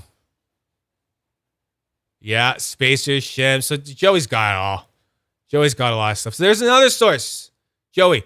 And he even, is this like an Unquiet Hands kit that isn't sold anymore? Okay, good. So they're talking about the grub screws there. See that? So we have to talk about that as well. Because if you want to shim anything, you have to make up for that, extra height that you just did in the shims. So, if your buttons are sitting, what we got here? Where's my, I'm going to bring that back. Come here, Dune. So, easy way to, that one I had to cut. Never mind. I'm going to do that one. I actually sawed that grub screw to make it work better. You're going to need a kit like this. iFixit kit. Links there on Amazon. Can't recommend something like this enough because it just works for all of Fidget spinner stuff. and for sliders. So I believe the most common one, it's like the 2 mil one. Yeah. We'll talk about grub screw sizes in a bit. So this one, that's an M4. So that's a metric kind. They're called M4s. All M4 refers to is the diameter. So all grub screws, set screws, you guys in the US, you call them grub screws. We call them set screws here because they're a little more dignified. I call them set screws. That's all I've ever called them. I call them set screws. You're down south, right? Big fat. Yeah. Because that's what they do. They set something. That's what God would have called them. You know what I mean? All right. So let's go into mil. There you go. It's just about 4 mil. So M4, it's basically kind of, that's what they're talking about, right? It's 4 mil in diameter, M4. Then these ones, this is where it comes. So this is a 6 mil one. So that means that when this wasn't shimmed with 1 mil shims on both sides, it was a 4 mil set screw. So I need a 4 mil set screw length in M4 diameter to go back to not shimming that. So I have in my thing, I have all of the other set screws that I've taken out before I've shimmed them, and then keep track of those. So I have them all in there. I can kind of tell the difference now and stuff. And you can buy on Amazon different ones. These are 10 millers. They're very big. And then I think this is another 6 one. No, it's an 8. It's an 8 one. And those are all M4. M4 is the most popular that I have found. So you're going to find that in NJT, hand powered. You're going to find that in most stuff that's made in China. I find most of the spinners that are milled over there, they come back with M4s in them. Gavin loves the M4 because he says that he won't call it an M4. He'll call it by imperial numbers. I don't know what he calls it that way, but he swears by it because he wants to be able to take buttons and remount them on his lathe and then retool them. And he says that, I think he said the M4 is a way better one to get on there. So that is the most popular one. I put it there. Most common is M4. So that's how you can search for that on Amazon. If you are working with anything that's come from Full Throttle Originals or Motusworks, they do not use metric. They don't like metric. They are American. They use imperial. So they use a number 4x40 set screw. And that is religiously what they use. And everything that comes from them. So what I mean by everything that comes from them, I mean everything that comes from Nick McKenty. So when he machines something, for anyone else, my Nectar has the 440 in it, and then my my Mokame Triangle was machined by him. My Chelsea's were machined by him. So they all have this 440 set screw in it, right? It's shimmable. They're just a little bit harder to find. You can find them on Amazon. I did put some links in there, but they look like they're just smaller. Yeah, they're tiny. They're just small little guys. So that's that one, and then here you go. Right? So fine, fair enough, whatever, right? It's good. I have successfully found some of them. I've got some little ones that aren't stainless steel. They're just black. That's fine, whatever. They will rust, I guess, so they'll get wet. But you can find them from Amazon, like I was saying. But there's also stores. We have one called Fastenal here, and they are. Fastenal. You have Fastenal? Perfect. Okay, so you can go to a Fastenal store, right? And they're kind of like a storefront for a place like McMaster and Carr, right? Where they're just a big warehouse almost thing, right? You can go there and you can be like, hey, I'm looking for this specific part. Do you have this specific part? And they'll say, yeah, we do. You have to buy this many or whatever, right? So there you go. Unquiet has them. Tom offers a lot of them shims too. Perfect. And I did recently see that Tom actually started offering shims for dedicated threading bearings, which means they are bearings that have no grub screw or set screw. They just, it's one side is the screw, one side is the hole. and it's all dedicated. You can't change that stuff, right? So they're harder to shim because if you went and put a shim in it, it doesn't work, doesn't fit right. And then, so it's a whole thing. So it's, like I used to be shimming a lot and stuff, and now I'll do it kind of very sparingly. Now I'm more like, I'll just buy a button that I like or get a button made that, is the right, height for it kind of thing. So that might be able to lead into like calipers and stuff. Yeah, calipers. And before I go on, there's this. So there's the iFixit kit we were talking about. Great thing. I use it like every day with this stuff. It's so good. Then these padded pliers. I'm right here. And they are excellent for if you have spoke about this on some other times. Sometimes what happens, you tell me, because I'm pretty sure it's happened to you time again. Sometimes you take out a button and it's come out, but it's like jammed in the other way, and it's not the part of the button that has a little hex bit on it. So these are great for that. Pliers. Was that? Padded pliers. I've never seen Padded those pliers, before. yeah. So I was like thinking to myself, I'm like, because what I was doing in past, I was taking an elastic band and wrapping it around it and then using normal needle nose pliers to go and grab it just on the elastic band so I didn't get the threading messed up or anything. But then these just like changed everything for me. So I just got these on Amazon, and you can just go and grab anywhere on there and it's not going to damage the threading. And then you can go and just take that right out and you're fine. You're back to the races. That's pretty cool. Yeah. So that's another handy tool that you guys should all have. So then we're going to get into, so calipers. Do the torque bar magnums have sense? Oh, God, what was someone wasn't going to ask about fucking, oh, God, he uses the worst set screw. Oh, no, where's his button? I have a different button on there. Oh, God. So he uses, here it is. It's like you think a 440 is small. Holy fuck. His is so small. I don't even know what it is because I haven't even bothered trying to like figure it out or find it. Let's try to get some comparisons going here.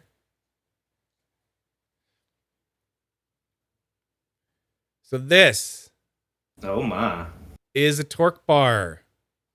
Scam Designs. That is a 440 FTO, and that is your M4, the most popular one, common one. It's so small. I have to use like what was it on here? It's like the 0.9 mil bit, I think. Yeah, it's like the 0.9 mil bit on like 1 mil for like the hex bit on my kit. It's crazy. So that being said, Scott does offer, where is it? Scott does offer a shim kit. And I have bought one out of sheer just like, well, they're hard to get. I might as well get one. He gives you these golden. So I guess that's actually another source where you can get these things from. You can go to the Scam Design, or you can PM Scott McCoskey, and you can get, so there's his longer set screw there. And then these are the shims you get. You get these little gold ones. All right. So I've ordered from him twice. So I got 2 sets there. Right. So there you go. So if you get something from, just order one. They're like $5. Why not? Right? Just in case. Because where else are you going to get the longer screw to like work with the shims and shim up his buttons? Not that you really need to, because it's kind of just perfect the way he's made it. There. Thank you, Jeremy. But like, I knew someone was going to be like, what about those ones? Yeah, they all have set screws. So where are we going? We got to go to Caliper Land. Yeah, Caliper Land. So yeah, Wesley and I were reminiscing about calipers. They're so important. It just kind of really changed like my whole like fidget game when I finally got some calipers. So, okay. So here's like some grub screws. I just looked up M4 6 mil set screw. Look at all that. You can just look through. There's lots of stuff on Amazon. And then I looked up 440 set screw. There's lots on Amazon. I've got most of my set screws from Amazon. But like I said, Fastenal, maybe. can be harder, blah, blah, blah. So I just brought up a cheap one. For some reason, the one that I have is not, it's like out of stock in Canada, at least, or something like that. I have like a Fowler. It's about $100, 100 Canadian, so maybe like 80 USD. But you don't need something crazy and precise, right? I did talk to Jonas when I was buying it, and I was like, hey man, what caliper should I get, right? I want to get a caliper. And he kind of gave me a list. He was like, he sent me some links, and it was like the Fowler, he was like, it was like decent, good, and then he sent me like a star at one, and he was like awesome or something. He sent me like 4 different ones, and like the last one was like some freaking Japanese one that was like $300, and it was like when you're like wanted, yes, when you want to like measure the microns, and you're like, it's like, and I was like, no, dude. I just want to measure buttons and make custom buttons and stuff, like, or get custom buttons made, right? And that's one of the best reasons to get yourself a pair of calipers, because if you're sitting here and you're like going like, well, I would really like, to order buttons that are like different for my edamame, right? Be like, oh, it's a little tight there to the buy, like something like a little bit higher. What are you going to order, right? What is it, right? But when you have these calipers, you can then go and be like, hey, what is the thickest part of the body? You can go, okay, cool. It's 14.5 mil. Excellent. Okay, what are the buttons currently? How do they sit? Okay, cool. They sit at 16 mil. So there's a 1.5 mil extra over the body, and that's divided by 2. So that's 0.75 mil. So instantly, there we go. My fingers are clearing the body by 0.75 mil on either side. That's a little tight for me. I kind of prefer like 1 to 1.5 mil clearance personally myself on the either side. So I would then go and say, okay, cool. So I need buttons that when assembled means they're screwed together, right? When assembled, sit enough that they're going to clear 1.5 mil. So that would be an extra 3 mil. So we're looking at 7.5 mil. So 18. 18 is a really common one. You can just go up to 18. So that's like what I believe like these T times kind of are. I think they're around 18 assembled. 18.8. Oh, well. I think they're the Ridica thick ones. They're a little bit thicker or something like that. So this kind of changed everything when I wanted to like start ordering buttons, when you could still order custom buttons like from NJT and stuff like that. But it's also handy when you're just looking for new buttons and you need to know exactly, right? Because there's nothing like the feeling of, ordering buttons and then you get them in the mail and you put them on and they're just perfect. Like Wesley, isn't it great? Like you get them on, you're like, that's exactly what I needed, right? Because otherwise it can be a bit of a crapshoot, man. Like you can't go there and you can't sit there and measure round things with a ruler, right? And get an accurate thing. You need calipers. So calipers are a big must. And you can, and you're also then you're measuring things like, your shapes. You can measure the borehole. You're like, oh, look, that's 1 mil. Cool. And then you can go, borehole. So, what is the borehole of this? That's the other side of them, right? That goes on the inside. And then, doop, there's that 6.3 mil we were talking about. Convert to that. Oh, 0.25 an inch. Exactly. Right? You can even go as far as use the very end to measure depth if you need to. And there's a special attachment that you can get as well from Amazon. And I got that as well. So here you go. So this is a little attachment you can grab for calipers. And what you do is you would just do it on something flat. You kind of line that up at the bottom there.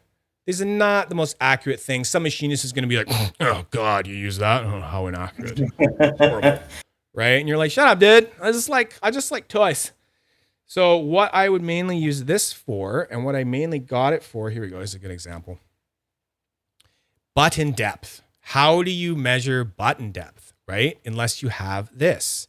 You can't really. So I was like kind of going like, man, some buttons are too deep for me and some buttons aren't. So you can then, it's going to be awkward. You can then take this.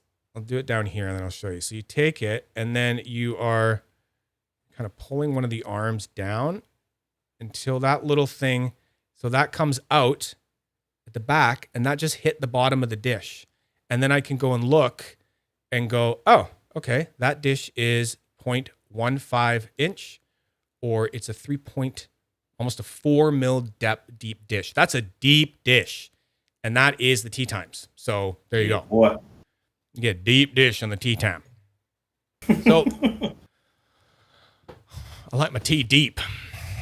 So that's some of the importance of calipers. And yeah, I really don't know where I'd be without mine.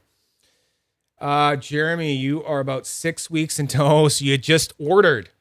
I hear Scott's about 8 weeks out or something when doing that. You're gonna love it, man. I had a Magnum in copper. Like I said, sold it to Greg Mig because I don't want to talk about it yet because it's so cool. Me and some other guys went in together, and we got Scott to make us something cool. So there's some Magnums coming, and they're really cool. Yeah, they're gonna be really nice. And I can't wait for them. And I think we're looking at mid-October, end of October, or something like that. They're coming up. This was ordered in the summer, so excited for those. Don't want to spoil anything. Okay, so let's see what we did this, and then that's just like random.org. Man, are we like? I think we did it, dude. It only took 3 fucking hours, but I think we did it. Yeah, this is. I mean, you have some of your things. Is there anything you wanted to say about this? I think we've kind of covered some of it too. Yeah, I think we did sort of here and there. Yeah. I know I've heard a lot of people complain about, like with ceramics and a lot of your the dark matter and dark energy bearings. There's this little scratchy, almost like squeaky sound in your ceramic bearing. And some people don't use them because they have that sound. And some of them don't have the sound. I've also figured that the tighter the borehole, the more squeakier it sounds. And that's just the retainer inside of there, the white retainer inside of those. It's rubbing against the race. And so is that something that you could fix by opening it up kind of thing? Or is it just... It's just going to happen. That's just part of it, I think. I mean, the only way you could fix it is maybe try a different retainer, because they're not all perfect.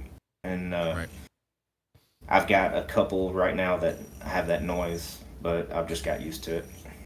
There you go. So sometimes it's broken, sometimes it's just what it is. But then that leads into like it's so preferential, right? Maybe you don't like that sound, so don't use it. Get something else. Try something different, right? It's the Fidget world. It's so great that way. That's why I love it, because some guy can be like, I really like this because it does this. And someone can think, oh my God, I can't even stand that. Like, a great example is silent sliding versus crunchy sliding on sliders, right? Yeah, there's some people who would look at crunchy like slider videos I made and they'd be like, you make me want to hit you, right? But I won't because you know what, man? That's just what you like. That's great. But oh my God, I would lose my mind if they can't stand it, right? And it's funny that way.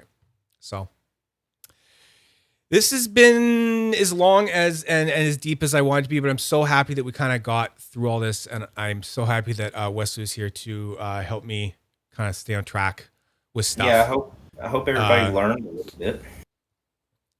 I learned some too.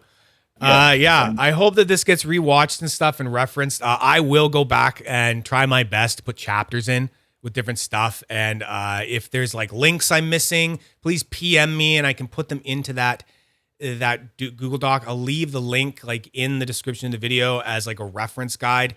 And we can, just keep it growing if we want and change it and stuff like that. Right. Yes, exactly, Greg. Glad it's on YouTube, and that's kind of what I want to do. I want to compile a bunch of stuff. Before I go, speaking of crunchy and silent, I got some really cool new inserts from Otter EDC, and I'll just give away a bunch of them right now. If you guys want, we'll do like this really quick and dirty giveaway kind of thing, and then maybe it'll get you excited, and you'll go and buy like my favorite ones from him kind of thing. So yeah, we can do that. big learning experience. Yes, Mike Neal. Good. Okay. So I am going to give away. So these are basically like copy of the footprint. Oh, headphones. Grab it. Okay. Such cool colors. So Jesse, the guy over at Otter EDC, oh, it's such a mess going on here. He sent some of these to me to try out. And look at my wrapped light. So one of the kind of things is like, you know, if you're planning on getting a wrap light or you have a wrap light, that would help with this giveaway because these are for wrap light. So they are made of TPU and I love them. They're like the same as the footprint wise, right? So you aren't changing it at all.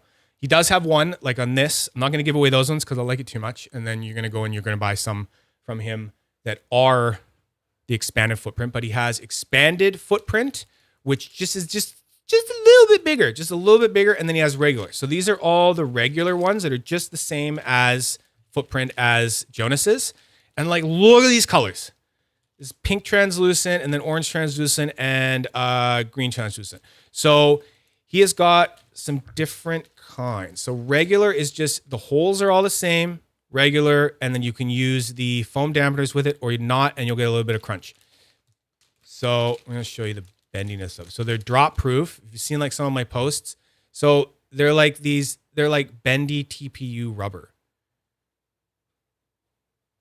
So anyone who's had like, you know, cracking acrylic inserts, no more. This is drop proof, right? You'd have to cut it with scissors or a knife. So that is what they are made of. And then the cool thing about the ones that he says are silent is that the holes are just a little bit tighter.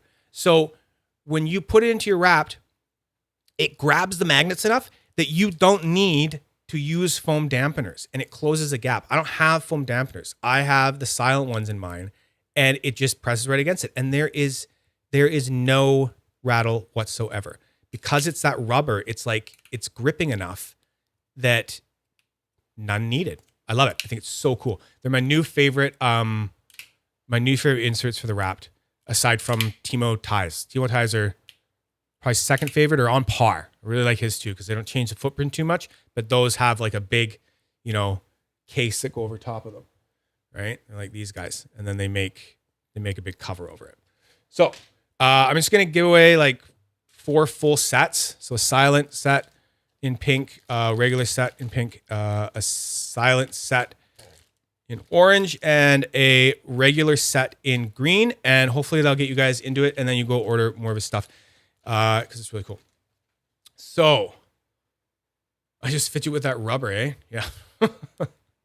Okay, so we're just going to do this like really fast because I get out of here. Just put your ins in, and then I'm just going to like pull numbers for him. And like, you know, it's probably best if you have a wrapped light. I can't monitor this shit. So, you know, whatever. But like, you know, get your ins in and then I'll just pull 4 numbers and then that's you guys, right? And then we'll do it. So yeah, hopefully you have wrapped lights or you're going to get them now. I did know that 30 new titaniums came up on the site. Probably sold out by now. That was like on Friday. So they're gone by now. But the titanium is by far my favorite wrapped light bodies and stuff. So is it daylight for you? It's sunset. It's really coming in, eh?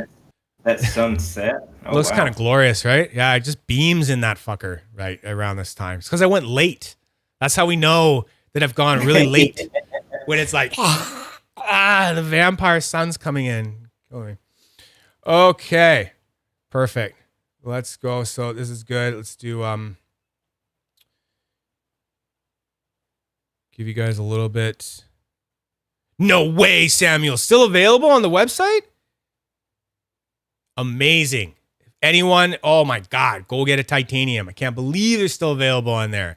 That's actually a good sign. It means that it means that you can get them. And it also means that Jonas is kind of getting to that point they wanted to be at where he wanted to like satiate the need enough for like wraps that he could actually have shit in stock. Like that's amazing for Jonas to not just sell out immediately and be able to have something and be like, oh, you want to buy this? Yeah, it's ready to ship. there you go. So he's probably all boxed up, ready to ship.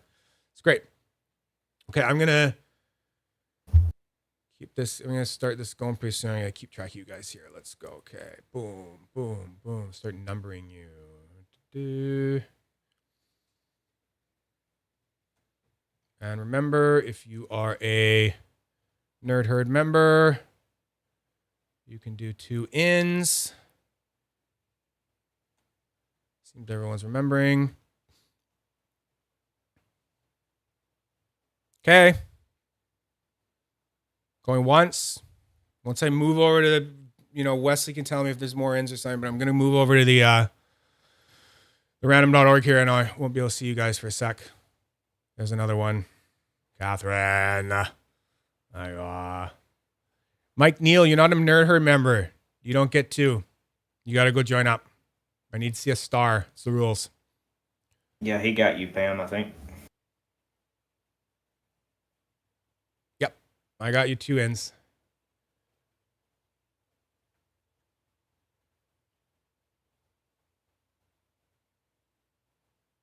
Heller in. Okay. Perfect. Love Heller ins. Okay, that's one. Now I'm going. You tell me if there's any more than that. Wesley. Will Go do. to Ramdaughter. I got 15. Oh, you got another in. Okay. The vaping reeking.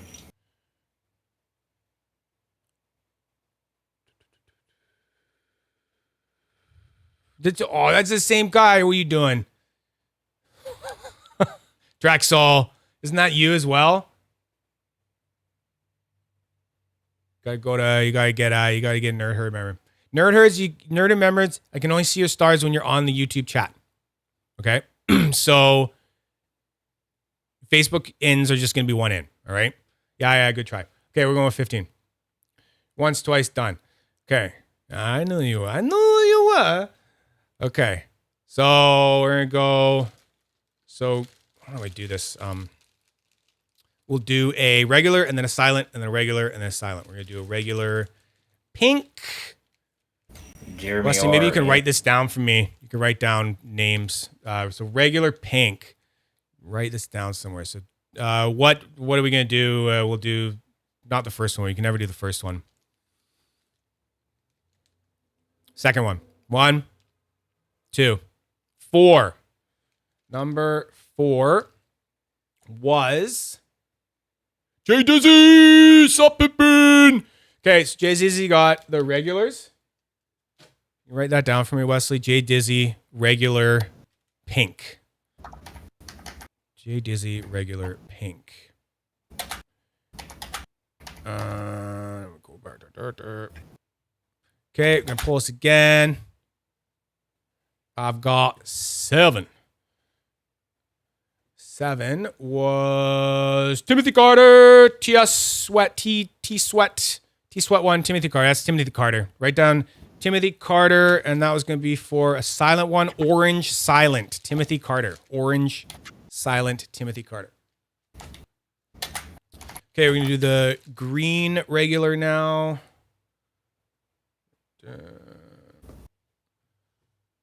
Generate 6. What the fuck is going on? It's just grouping them all together, huh? 6 is Gerald. Gerald here, nice and early in the morning for Gerald. So Gerald, we're gonna go Gerald regular green. Gerald regular green. Okay, and the last is gonna be some silent pinks. Silent pinks is, oh my God, 3. Sorry guys, random number generator is being weird. 3 is Matthew Scarfo. So you write down Scarfo, silent pink. Okay, I think all those people can contact me before. Jay Dizzy has. Yeah, I think we're all good. Yeah, you guys all know me on Facebook. So drop me a PM. Yeah, and yeah, it's gonna be easy shipping. I don't know. We'll figure it out. Might even get these even cheaper or something. But cool, guys. I wanted to do some kind of giveaway of something, and really enjoying those, and he gave me way too many. So I'm gonna give those away, and then you can go to Otter EDC, and you can order more. They are pretty affordable and awesome. So yeah, cool. Okay, guys. Wow, it's been great. It's been good to get all this information out of here. Love you all. Thank you, Wesley. Say thank you, Wesley. Thank you, Wesley. Yeah, thank you, Wesley. Perfect. Okay, great. Yeah, I'm gonna go get another hot dad. Go grocery shopping. Yeah, something like that. Enjoy the rest of my Sunday. You guys enjoy the rest of your Sunday. Please remember to like and subscribe, because I hear that it feels exactly like opening a brand new Fidget.